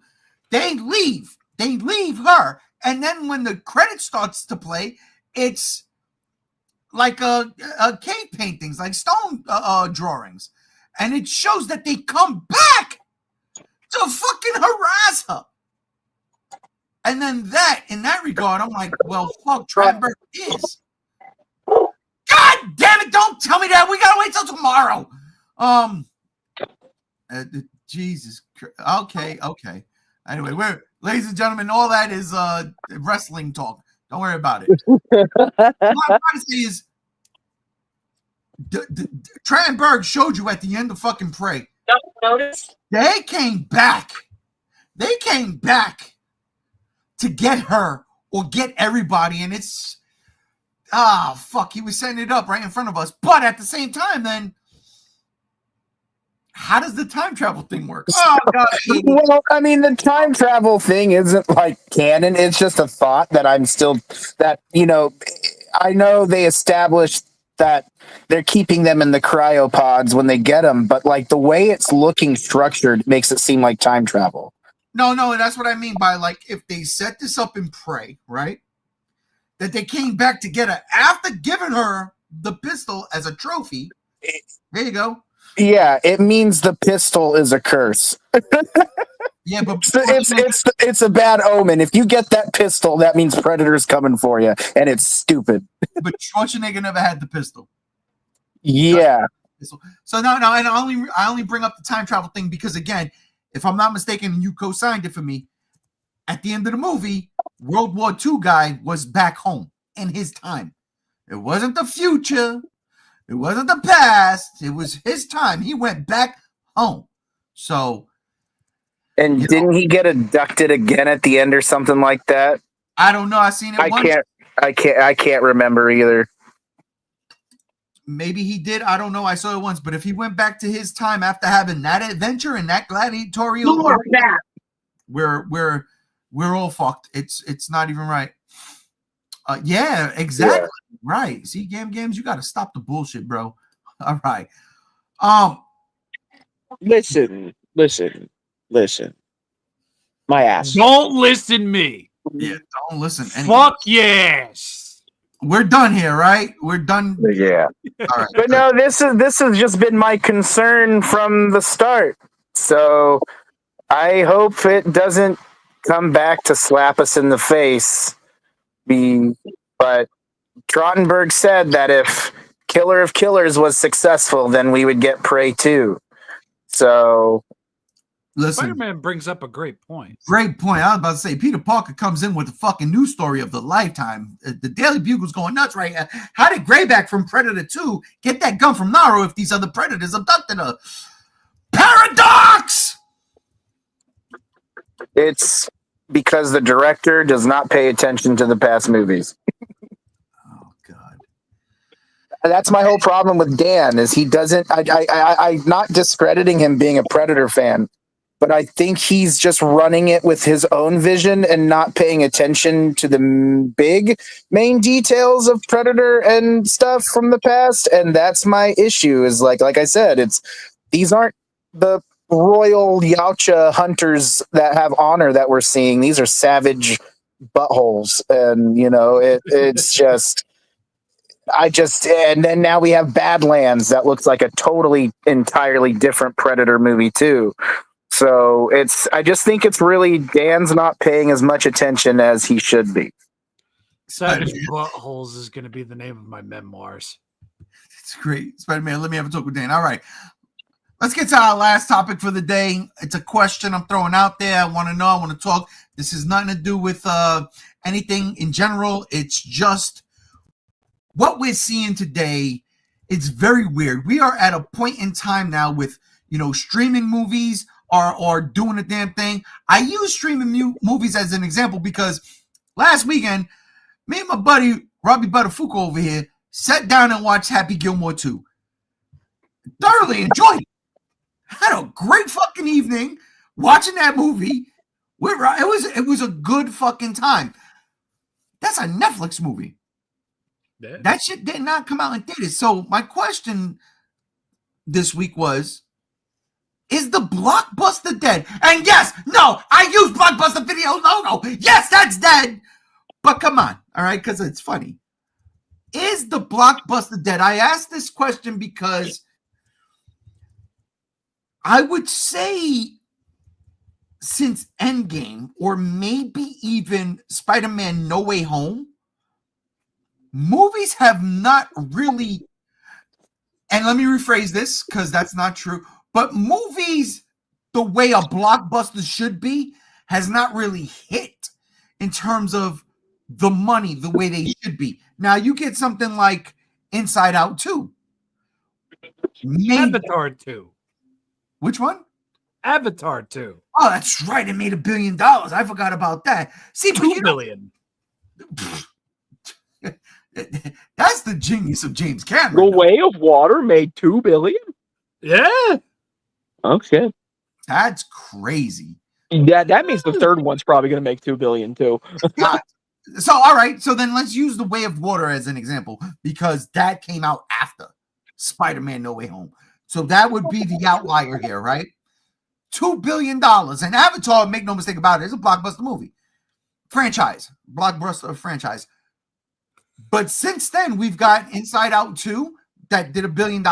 Lilo and Stitch, $1 billion. But everything else is not quite hitting. And I hate to use billion as, what defines a blockbuster, because back in the days, $1 billion did not define a blockbuster. Star Wars did not make $1 billion and was considered a blockbuster in 1977.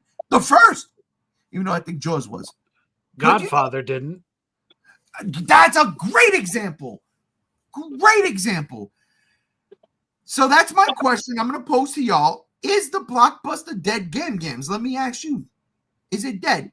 And if it is, what's the reasons? Well, a lot of what the declining, returns for the modern blockbuster can be attributed to is just writing in general just going downhill, be it, to Hollywood cutting corners using AI writers or the writers' strike that happened just recently and all that sort of stuff. We're still feeling the ramifications of all that. But for another thing is it's all the same franchises, the same archetypes, the same tropes. So, people nowadays are more looking for more unique things. It's why Godzilla -1 did so well, because it was a foreign film. And it was fresh and new. And it's also happening with re-releases of older films, like the upcoming 35th anniversary release for the Teenage Mutant Ninja Turtles, or the 50th anniversary release for Jaws. Those are already projecting to make some gangbusters, going off of their pre-order ticket sales. And I don't know, maybe a lot of people are just feeling like the older movies are just better in quality than what we're getting these days. Which, am I 100% in agreement with them? Not really. There have been plenty of movies that came out this year that I've absolutely loved, and last year too. So is it actually dead? I wouldn't say so, because all it'll take is like one gangbuster movie that has like some of the best writing you'll ever see in your life to really bring back the spark. It's what happened with animated movies. The spark was the Spider-Verse movies, and now we have all these unique animated movies coming out, like the most recent one being K-pop Demon Hunters on Netflix. See, I'm talking about in theaters, like legit, and that's the thing. Like, because I started off with Happy Gilmore. It's a Netflix movie. It was fun. I don't think it would have been a blockbuster in the theater, but it was definitely fun. It would have made money. but I can't use K-pop, Demon Hunter in this term because we don't know what the theatrical cost or money is going to make because it's not. It's a Netflix movie. Well, yeah, but like, there's even theatrical stuff that came out, like the Bad Guys movies, or Puss in Boots: The Last Wish, or Yes. We can talk about the closest thing that we have to a blockbuster in the modern day, which, forgive me for my sins, but it would be a Minecraft movie. Could we have an introduction here, please, ladies and gentlemen? Who just joined the show? It's Cruz, everyone. Ladies and gentlemen, Cruz makes a great point. I didn't even think about that, but you're 1000% correct. Fucking But let's also think about the audience reaction to that and the target audience for that movie and their behavior. That is also what's ruining blockbusters, is audiences don't know how to behave in theaters anymore. That's why I go to at 9:00 in the morning, which I will do tomorrow when I see Together with my wife. But that's not the typical blockbuster setup, is it? Absolutely No, not. for a blockbuster, you go late at night with the family, with friends, with your loved one, and you sit down for a late night show after having a good dinner, and you enjoy a new film. A film that could be great or you could hate. I don't know if and that's what makes a blockbuster, in my opinion, is something that people either love or they hate. Oh yeah, no, but the money is definitely it, and it's more love. But you paid to see it, right? Exactly, because I go see all my movies the day before. I go earlier now. Like I am at that age. God damn it, you motherfuckers know. Okay, I'm at that age where I don't want to sit in a fucking crowded theater anymore. I just don't. I really don't. So the beauty about living in Vegas is that's because of other people, isn't it? Well, no, that's the experience that you're having at the theater is the other people who are either on their phone or texting or talking over the movie, doing stuff that they shouldn't be. No, that's not it for me. It's literally because I don't want to be around too many fucking people anymore. I'm done. Like, I'm tired of it. I'm like, all right, been there, done that. For instance, and I've said this a billion times, the greatest movie I ever saw in a theater was Freddy versus Jason. Period. Not the greatest movie I've ever seen, but the greatest theater experience I ever had was Freddy versus Jason. That theater rocked. That theater rolled. That theater blew up. It was one of the best things ever. That was a 4:00 show on a Saturday. It wasn't even like opening night. It was a 4:00 show on a Saturday, and it was raucous. Star Wars Episode 3. I saw a press screening. Across the street at the Hilton was the 501st. Star Wars nerds get this. They were all invited into that. That theater was fucking nuts before the movie started. You had everybody in costumes and lightsabers, and here I am in business attire because I worked literally right in back of the fucking theater. Like, I would go outside to smoke my Newport and look at the theater and be like, when are they going to open so I could go buy a ticket? That theater had one screen. So it's like that. And I do get, don't get me wrong, I do get people on their phone and shit because Fantastic Four, for instance, there were people on their phones and shit, and I'm like, what the fuck? And I saw that shit on an early screen, a Thursday. I went on a Thursday, and I was kind of mad. And the theater was packed, but I was kind of mad that, you had people there just because their family wanted to see it. They wasn't paying attention to it, and they were on their phones, and I get that. But no, I don't go for that. I go because I can't enjoy it like y'all anymore. I'm not your age. Damn it, Sonny, I'm fucking dying. But that's what I'm talking about, is the change in theater etiquette and how that comes with the newer generation. It comes with technology. It comes with distractions. And for real, I think that makes it less appealing for older audiences to go, and makes a Netflix release more appealing for people because they can sit at home and watch it with the comfort of their own couch and snacks and family. And They don't have to pay any extra money than they do normally a month. But do you think something like, again, Happy Gilmore 2 is a blockbuster? I'm looking at something like Fantastic Four being a blockbuster, Superman being a blockbuster, Mission Impossible: The Final Reckoning being a blockbuster, especially that Jurassic World Rebirth should have been a blockbuster. That was my next one. I was going to get to that because I was going to compare that to what's coming up. But I'm just going by like the things like fucking Tom Cruise is doing Mission Impossible movies since 1996. Mm-hmm. Almost 30 fucking years. This man has been doing these movies.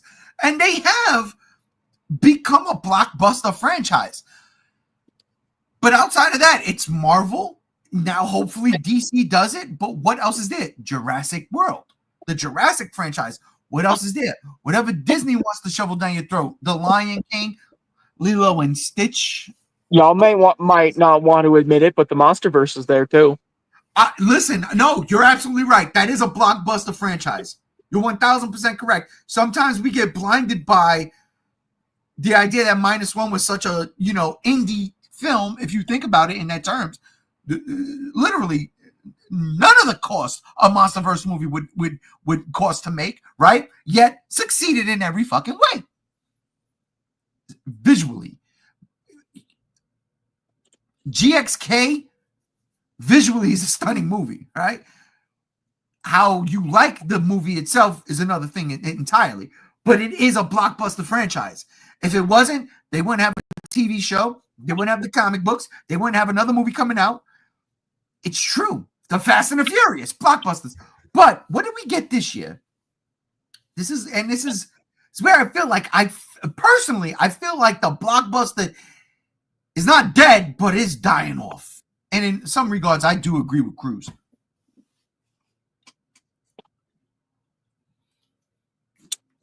Well, thank you. I do appreciate that you agree with me in some regard. I was going to say, like, yes, I think it is dying off, but not quite dead.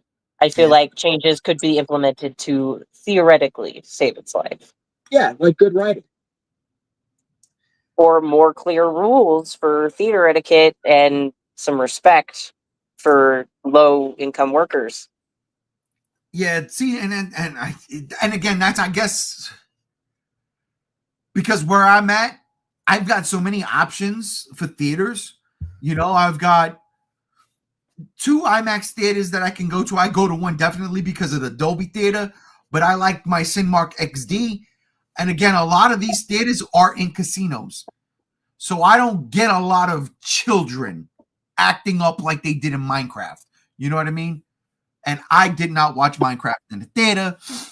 I was just, casual. Well, the thing about Minecraft, it was a lot of adults. God, there's a lot of teenagers, too. A lot of adults and teenagers acting fools, throwing popcorn at the screen. And I think there was even a Molotov cocktail involved. I'm not sure. Okay, but you know what's a live chicken into a theater is kind of egregious, and I would say animal abuse. But you know what's crazy? In regards to Minecraft being some crazy-ass movie like that where people go and do stupid shit, the Rocky Horror Picture Show. Back, Jewel. People go to the theaters to do just that. Midnight shows. That movie came out before I was... No, it was after I was born, right? Hold up. I don't remember, but that's what they do. But that's an interactive show. That's a different thing. Well, that movie did come out before I was born. Yeah, but here's the deal, though. We haven't had a movie like that that does crazy shit, that goes ham, since Rocky Horror. And Rocky Horror still is a thing. People go to the midnight shows just to do that. So Minecraft can technically become this generation's Rocky Horror, and there hasn't been anything in between. It's like the bookends, which is really weird when you look at Rocky Horror Picture Show and fucking Minecraft. Oh, who'd have guessed it? Hey. There's one more movie you got to lump in there when it comes to, like, watching movies with props. And that's The Room. The what? The Room. With that Weezo guy? So anyways, how is your sex life? Yeah, they throw spoons. There's things of toilet paper and all that. It's a thing that's real. Okay, Yeah. but that's very niche though. That's very niche. So is Rocky Horror. Rocky Horror is not. I mean, he's fucking Tim Curry, bro. Everybody knows Tim Curry. Motherfucker was in Legend with Tom Cruise as the motherfucking devil. Oh, I don't know about this generation though. That's true, but I'm yeah. Excuse me. When you take into account the generational gap, I mean, Ray, I'm pretty sure you and I, at least at one point in our lives, went to one of those live like Rocky Horror, like where they played the movie and then they had actors on the stage, and you got the goodie Yeah, me and shit. Lucas actually went to that like on Halloween. Like, you know, there's that, and then there's the modern audiences that just they don't know about doing the time warp again. They don't know about the giant inflatable penis that follows the narrator's face at the beginning. They don't know about none of that shit. God, I'm going to see fucking Naked Gun tomorrow. It's not a blockbuster, but fuck, I wish it was. That franchise is funny, and I hope it's great. Not to jump off subject, but Gam brought up a good point. You've got these movies coming out, and yes, a lot of it is recycled material. You've got your Marvels, again. But the idea that you can take these movies from back in my day, sonny, and put them back on screen. Look, Teenage Mutant Ninja Turtles for their 35th anniversary of that movie coming back to theaters. Yeah, I'm in. I'm going. I got tickets for me, my brother, my wife. We're in. I was in elementary school when that movie came out. Went to the theater. My parents took us out of school. I had no idea what we were doing. We went to the movie theaters. I was like, what are we doing here? Because back in the day, you didn't know. You didn't know. Then I see the marquee says Teenage Mutant Ninja Turtles amongst other things. And I'm like, wait, what? Because I'm not standing in line for a fucking Pretty Woman, which actually was out at the same time. And I know that because I still have the newspaper clipping of the Ninja Turtles. It was a great newspaper clipping with Ninja Turtles and Pretty Woman. Anyway, great advertisement. Daily News. I loved it. New York Daily News. And we weren't going to see Pretty Woman. They didn't take us out of school for that. But they knew that this motherfucker was eating pizza with fucking jelly candies on it. Jelly worms, jelly bugs, whatever the fuck. They knew that. So it's amazing that, yes, Games is right. Ninja Turtles come back. I saw Transformers the movie. The animated movie, a couple years back. Got the fucking poster hanging on the wall right now. It was a fucking beautiful thing. Dude, you just mentioned it when you were talking to Cruz, right? Star Wars Episode 3. How much money did that movie make this year for its re-release? Yeah, you know what? I didn't even think about that. You're right. Revenge of the Sith made a couple million. Dude. But that's a blockbuster series that's, you know, the fact that they just 20-year anniversary, son of a bitch, there's the love. I feel it. Oh, God. I'm coming, Elizabeth. I got to make it through SummerSlam. Yes, you do. I got to make it through SummerSlam. I got beer God. throughout the entire weekend leading up into Monday. I'll be ready. Fuck me, brother. Shit. I think it with the blockbuster talk with what's going on right now is it's being affected by a lot of things. You know, back in the day, blockbusters were considered films that everybody gravitated towards to go see.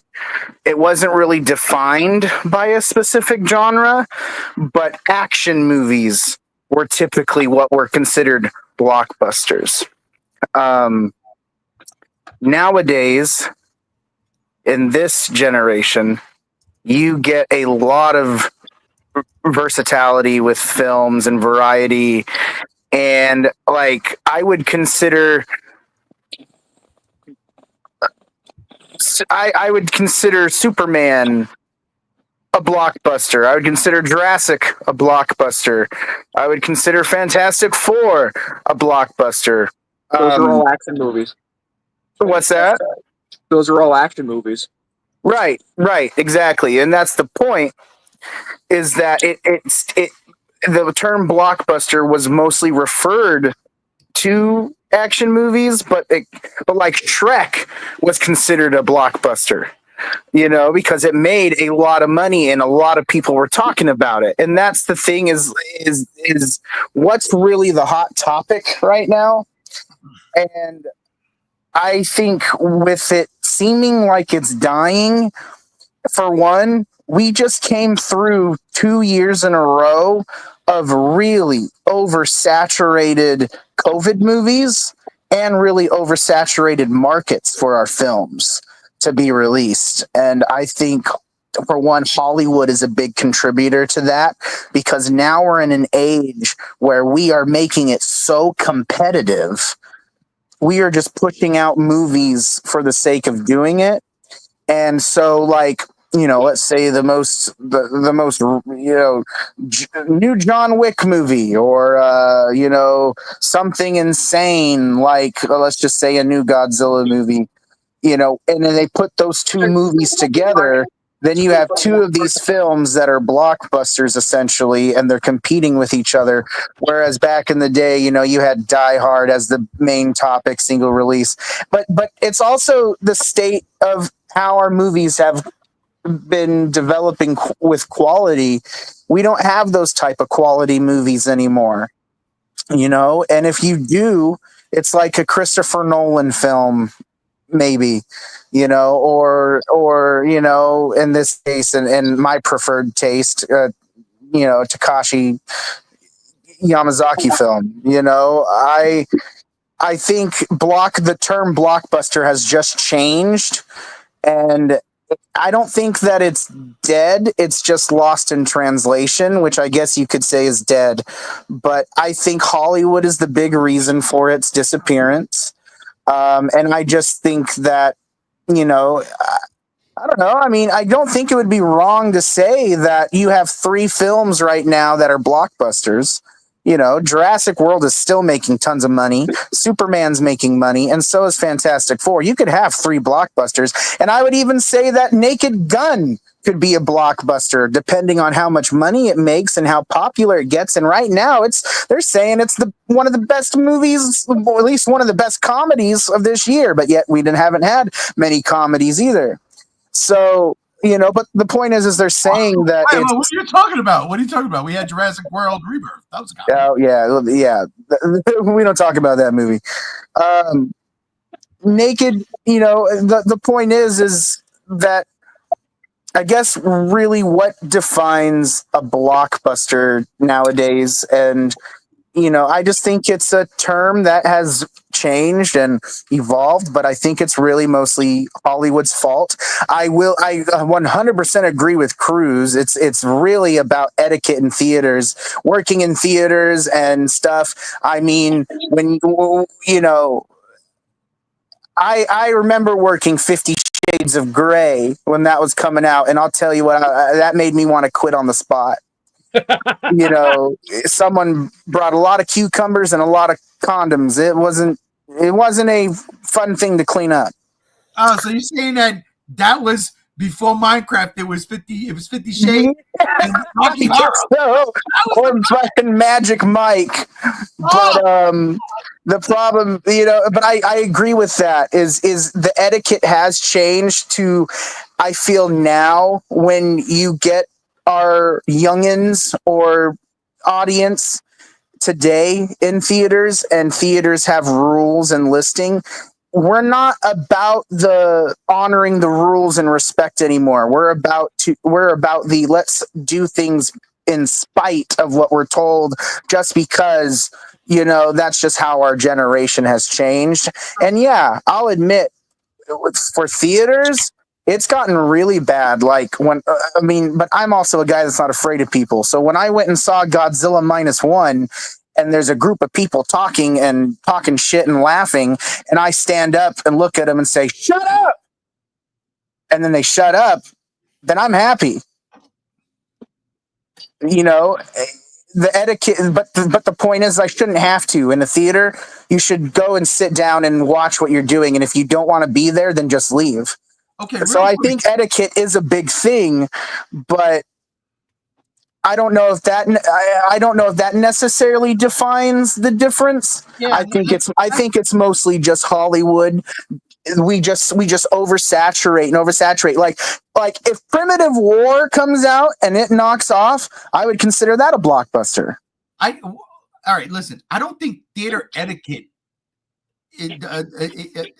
defines what a blockbuster is. Again, people throwing shit at the screen. How many people want to go to the movie? That's it. That's it right there. Who's going to go? Who's going to go? What is the movie that's going to get the asses in the seats? That's what I'm saying. Is it dying? Is it dead? Are we losing it? Is it we have a bunch of older movies coming out? And I'll be real with y'all. And this is just from where I'm at, because I'm sure it's different from other places. But my Ninja Turtle screening, right? I think out of a 200 seat theater, I think we got 16 asses in the seats. But at the same time, then that's running concurrently, and this is not Shin Godzilla is also playing. Nobody is watching it. There's no fucking tickets bought for that, and it's like, what the fuck? Now, I just use that as an example. Both of them, Ninja Turtles was a blockbuster when it came out. Absolutely. Shin Godzilla is not, and I don't mean it in that regard. It came out for a week. They're doing it again, or not even a week. I'm lying. It got 3 days, I think, because I seen it. Yeah, it was 3 days. I saw it twice out of the 3 days. They're giving this shit a theatrical run, like it's a week-long run, and I'm like, fuck. This shit should pop. It should have popped way more if Comic-Con would have fucking said something. Jesus Christ. But then I look at things like the Smurfs. Perfect example is the Smurfs. There's a blockbuster franchise, right? Motherfucking Smurfs. No. Hey, yo, Smurfs. La, la, la, la, la, la, right? They've got 13 different fucking movie reboots. Probably the biggest in history. This one sucked. There's no fucking way. Zero way. And it's evident. Like, it made no money, but it's a blockbuster franchise in name only. Bino? Bino. I just think with the fact, though, that Superman's doing well, Jurassic's doing well, and I guess Fantastic's doing well, those are considered blockbusters. Those are also name recognition. Well, not Fantastic Four. Fantastic Four comes from Marvel. But at the same time, yeah, and that's a good point. You know, Jurassic is since 1993. I wasn't expecting Jurassic to be polling more than 700 million, and it's looking like it's going to make the billion club again. Yeah, and that's insane for how that movie was. Yeah, that's the international market right there, because it already made like far more than Gareth's other movies. Well, it's 700 million globally right now. It's about 380 something million domestic, I think. How much did Rogue One make? Oh God, I don't know. That's not fair. He didn't finish that movie. He should have. That movie was. Oh, he finished it. They just cut most of what he did out. There you go. All right, that's fair. Okay, but like you can say the same thing about freaking Jurassic World. Rogue One made $1.59 billion. Oh, okay, never mind. Why did it make that though? Because it's Star Wars. Because it's Star Wars. It's a Star Wars. You know what would have been an example is if Dungeons and Dragons or 65 made a lot of money. 65 was always made up to be a standalone, though. You know, But Primitive another movie that could like very well like tell us if the blockbuster paradigm is shifting or not is Primitive War. Yeah, Primitive War is a big one, but the problem with Primitive War though is their marketing has been so bad because they are so under budget. And it's going to be a limited release, and it's going to be not shown in every theater in the state. It's like a really small number, like 2,000, 3,000 theaters, and like that's the big problem that I see is its marketing hasn't been right where it needs to be. I mean, it's only made 2 million views in 2 weeks since its biggest trailer release, and normally we get a lot more views than that. But I'm not discrediting the film because of that. I'm just saying the marketing seems so shallow that I don't know. You want to know what other movie that had some pretty shallow marketing? -1. Yeah, you're right.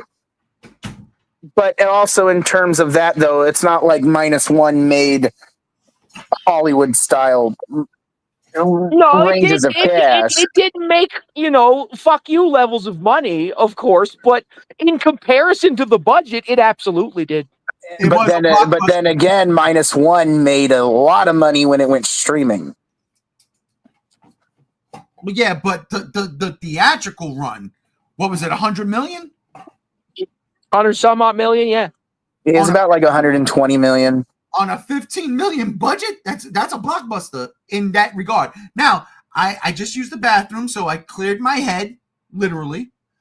And the reason for this was you've got these smaller movies coming out making money. That's why I ask, is the blockbuster dead? Because again, tomorrow I'll go see Together, right? Body horror movie, Alison Brie, Dave Franco coming together to become this weird fucking thing creature. I don't know what it is. All I know, it looks creepy, and Mrs. G1 wants to see it. Let's go, right? You know that's a very low budget movie. We've had so many of these low budget movies come out that make money. Sometimes they try to capitalize on a name, like, for instance, The Wolfman that came out last year, right? That was last year, right? Yes. Well, it came out in technically, January. it was the very beginning of this year. Yeah. Okay. I enjoyed that movie. It wasn't the normal werewolf. That was a pretty enjoyable movie. It was so you get these studios like an A24, and they'll give you $3 million, and you'll make them $55 to $75 million, and it's a success. You know, and you mentioning that, it reminds me, Megan 2 came out this year, if anybody knew, and that movie flopped so hard they're not releasing it anymore on their schedule. They're abandoning the film. It's not going to be released. But that was, Megan 1 made money, and this movie did not. And it makes you wonder, what if it is franchise names that are the blockbusters? That is a great point, because honestly, the reason why I watched Megan 1 is because I wanted to watch Megan 2. And Megan 2, I, again, paddleboarding one day, came across it. And I was like, all right, okay, in my vicinity, no less. So we watched Megan 1. It's great. And then I go back to paddleboarding in the spot I was paddleboarding in, and it wasn't there anymore. And I was like, wait, what? I'm not paying $25 to rent this fucking movie, bro. Also, you have What I Know What You Did Last Summer return this year, and it's not doing well either. That movie made no money, none, which shocked the fuck out of me, because you got something like Final Destination, which came out after I Know What You Did Last Summer, right? It was like the successor to that brand of horror. Scream, I Know What You Did Last Summer. Right. And then came fucking Final Destination and Saw and whatever. And that's a pure example why studios shouldn't be listening to people on Twitter, because that's the only place where I would be seeing people wanting What I Know What You Did Last Summer craze. And yeah. I don't buy that. I think it's more, well, we can make this for dirt cheap. Because literally, that movie looks like it was dirt cheap. The original movie was dirt cheap. made a bunch of money. We can make it for dirt cheap and pull a profit. I don't know if it was marketed right. It hit me in the feels. I was like, oh, they brought back Jennifer Love Hewitt. They brought back fucking Freddie Prinze Jr. I'm like, yeah, I'm down. I want to see it. I didn't go see it, unfortunately. I should. Yeah, made 25 million domestic, 45 worldwide. Yo, look, when a movie like that makes more money internationally, we know that the blockbuster just might be dead here in the States. I can't attest to that, though. I can't. All right, listen. I think it varies. I think it just varies. You know, We just need good movies again. and that's the other thing too. Is with that statement, Hollywood is not wanting to do new movies anymore. They're wanting stuff that they know they can make money off of because they don't want to lose money. No, And It's too damn safe. That's the point of this topic. That's the point of this topic. Because again, you got a movie like Together that just came out this week. It's not like, I mean, it's a Hollywood movie. They came out, but that's not a Hollywood pushed movie. You got them A24 movies. Well, fuck around and find out The Conjuring was a very small movie. It just became very large franchise with spin-offs. I just want to interject here. Yes, sir.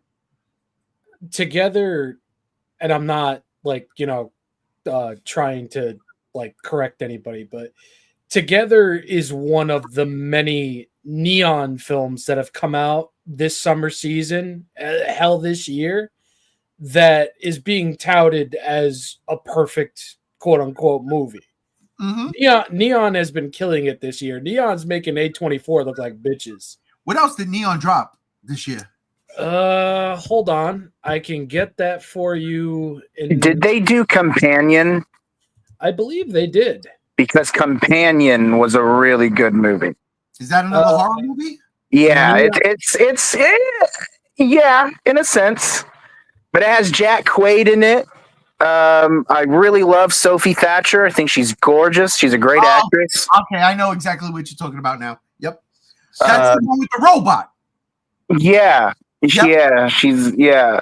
Yep. It was really good. But did that come out in theaters? I thought that was it came out in January in theaters, yeah. Okay. It was a January movie. You know, the January movies, according to the industry, is movies they just, throw away. Yeah, that's where you go to die. Oh, yeah, it's the dump month because of the NFL playoffs. But Neon this year has released The Presence, which was a great movie, The Monkey, The Actor, Hell of a Summer, Men of War, The Life of Chuck, which is already being fucking touted as a masterpiece. And now we have Together. Like there is The Monkey came out this year? Yeah, that came out. Yes, it did. It had its major premiere in 2024, but its wide release was 2025. Okay. And you look at a movie like Together, you have Dave Franco, Alison Brie, and a number of other names under it. It was made for $17 million. It's not even officially out yet, and it's already made 4.1. It's like when it comes to blockbusters in this day and age, it's like so many people have a weirder and different definition from another person for when it becomes a blockbuster. But the $1 billion discussion was just brought on by Marvel because that's when it really started becoming a discussion topic. And I think that's initially killed the general public's discussion and that of what makes a blockbuster. A blockbuster doesn't need to make $1 billion. Yeah, I agree. I think that's bullshit. I think that's stupid. And I think it's only just brought on by the fucking surface level discussion that's going on between quote unquote film bros on social media. I don't think $1 billion makes a movie a blockbuster. Because there's been bad movies that have made that, like Avatar. Yeah, like the original Avatar, steaming pile of shit. Or like Cameron's fucking Transformers: Age of Extinction. Yeah, and Transformers: Age of Extinction. Wait. Avatar 1 being just James Cameron's fucking fan fiction for a bunch of different sci-fi movies cobbled together, making a less than substantial fucking thing. It's his worst movie. I'm going to be honest. That's me, though. It's a Dances with Wolves remake. That's all it is. That's all it is, and Dances with Wolves was better. But I digress. That's one. Possibly a blockbuster. I sipped my third beer to that. You know, and Dances with Wolves was possibly a blockbuster. There's always going to be a discussion about this. I don't think the blockbuster is dead, as Brother Chase said, and as Gam Gam said to a certain extent. I think the definition is just shifted over time. And I think a lot of that is mainly due to modern day discussion when coming to films. There are legitimate people out there that think a film isn't successful unless it makes $1 billion. That is the furthest thing from the truth, and that's incredibly superficial and just downright wrong. There is such a thing as having a wrong opinion, and that's absolutely having the wrong opinion. Exactly. Because all it takes for a movie to be considered, you know, a blockbuster, a success, is to make profit. Yes. And look at Oppenheimer and Barbie. Yeah. Blockbusters in everything, including name. Yep. There's so much more to a blockbuster than how much money it fucking makes and whether it makes $1 billion or not. Rob, you fucking nailed that shit with the Marvel comparison. Yep. Well, that's where it started, though. That's the thing. You can't have the discussion without mentioning Marvel, because so many people in this day and age now consider a blockbuster a movie that makes $1 billion at the box office because of Marvel. That's where it all fucking began. Yeah, and that's when it definitely shifted, was when Marvel was raiding the box offices. So you got James Cameron, the first $1 billion movie maker, right? Money maker. Legit in theaters, not for inflation. Titanic, James Cameron. Then he did it again with Avatar. Regardless of what y'all might think of it, he did it again. Then he did it again. But at the time he did it again, the second time for Avatar, we already had, $6 billion movies from fucking Marvel? $3 billion movies from Star Wars? All Disney, right? A couple $1 billion from Disney proper. You make a great point in that regard. It doesn't mean $1 billion.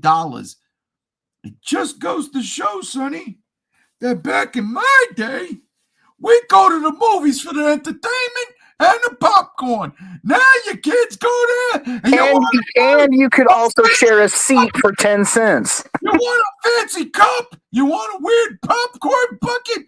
Back in my day, they used to put popcorn in a bag, and the grease, the butter would drip all over your lap. And then you said to yourself, well, now I gotta buy new shorts because my underwear is butterfied, you silly sons of bitches. Now I got butter dick. Now I got a butter dick and she doesn't like popcorn.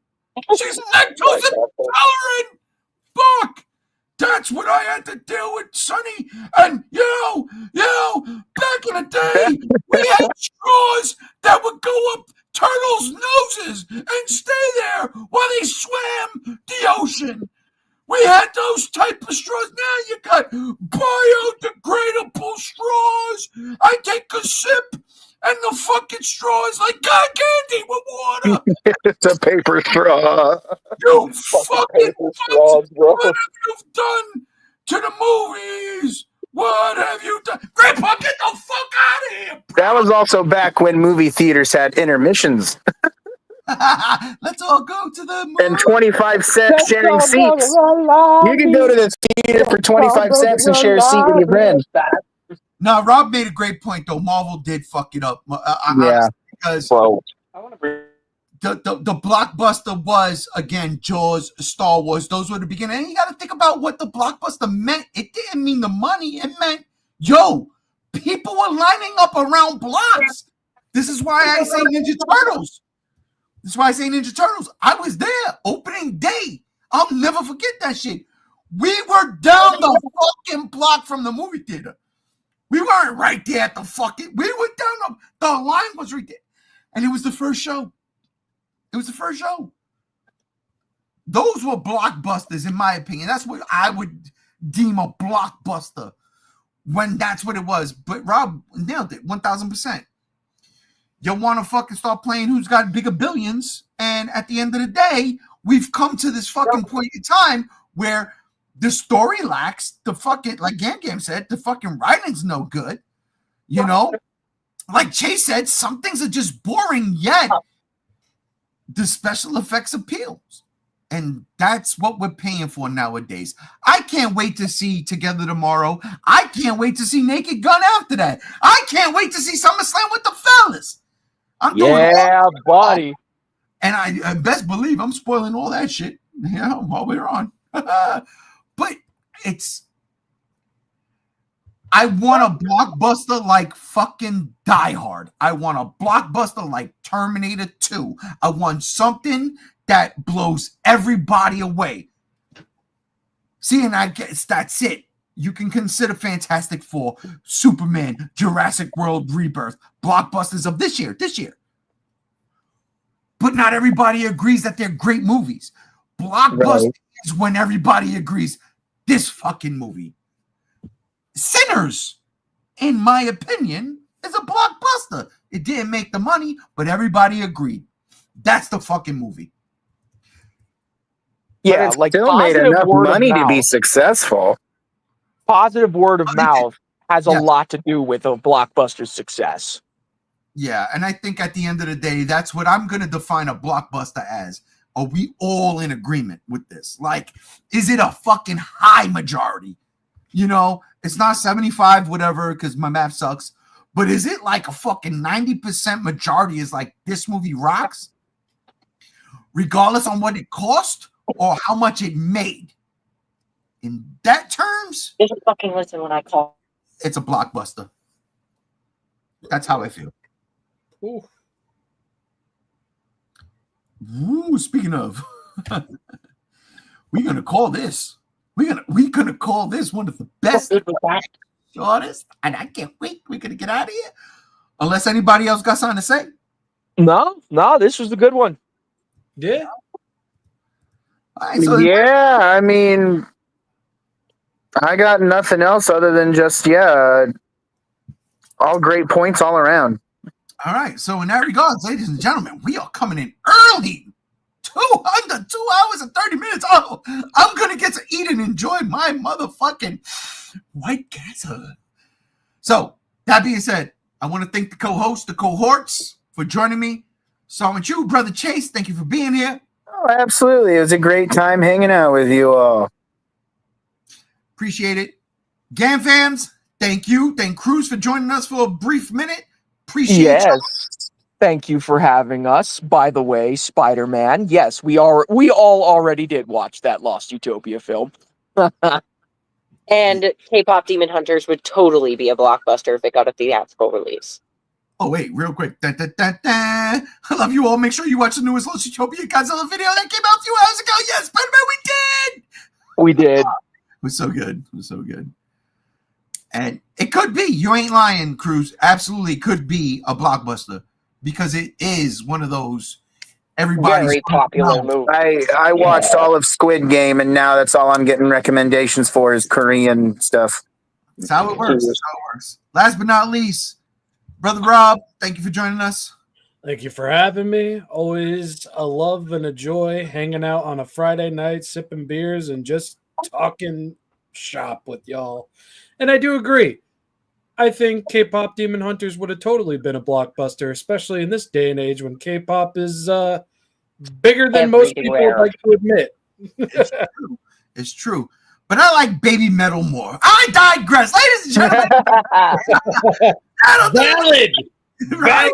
Come on. That'll do it for this episode of the Geek Out. I want to thank everybody for being here. And until next Friday, we's out of here. Adios. You son of a bitch.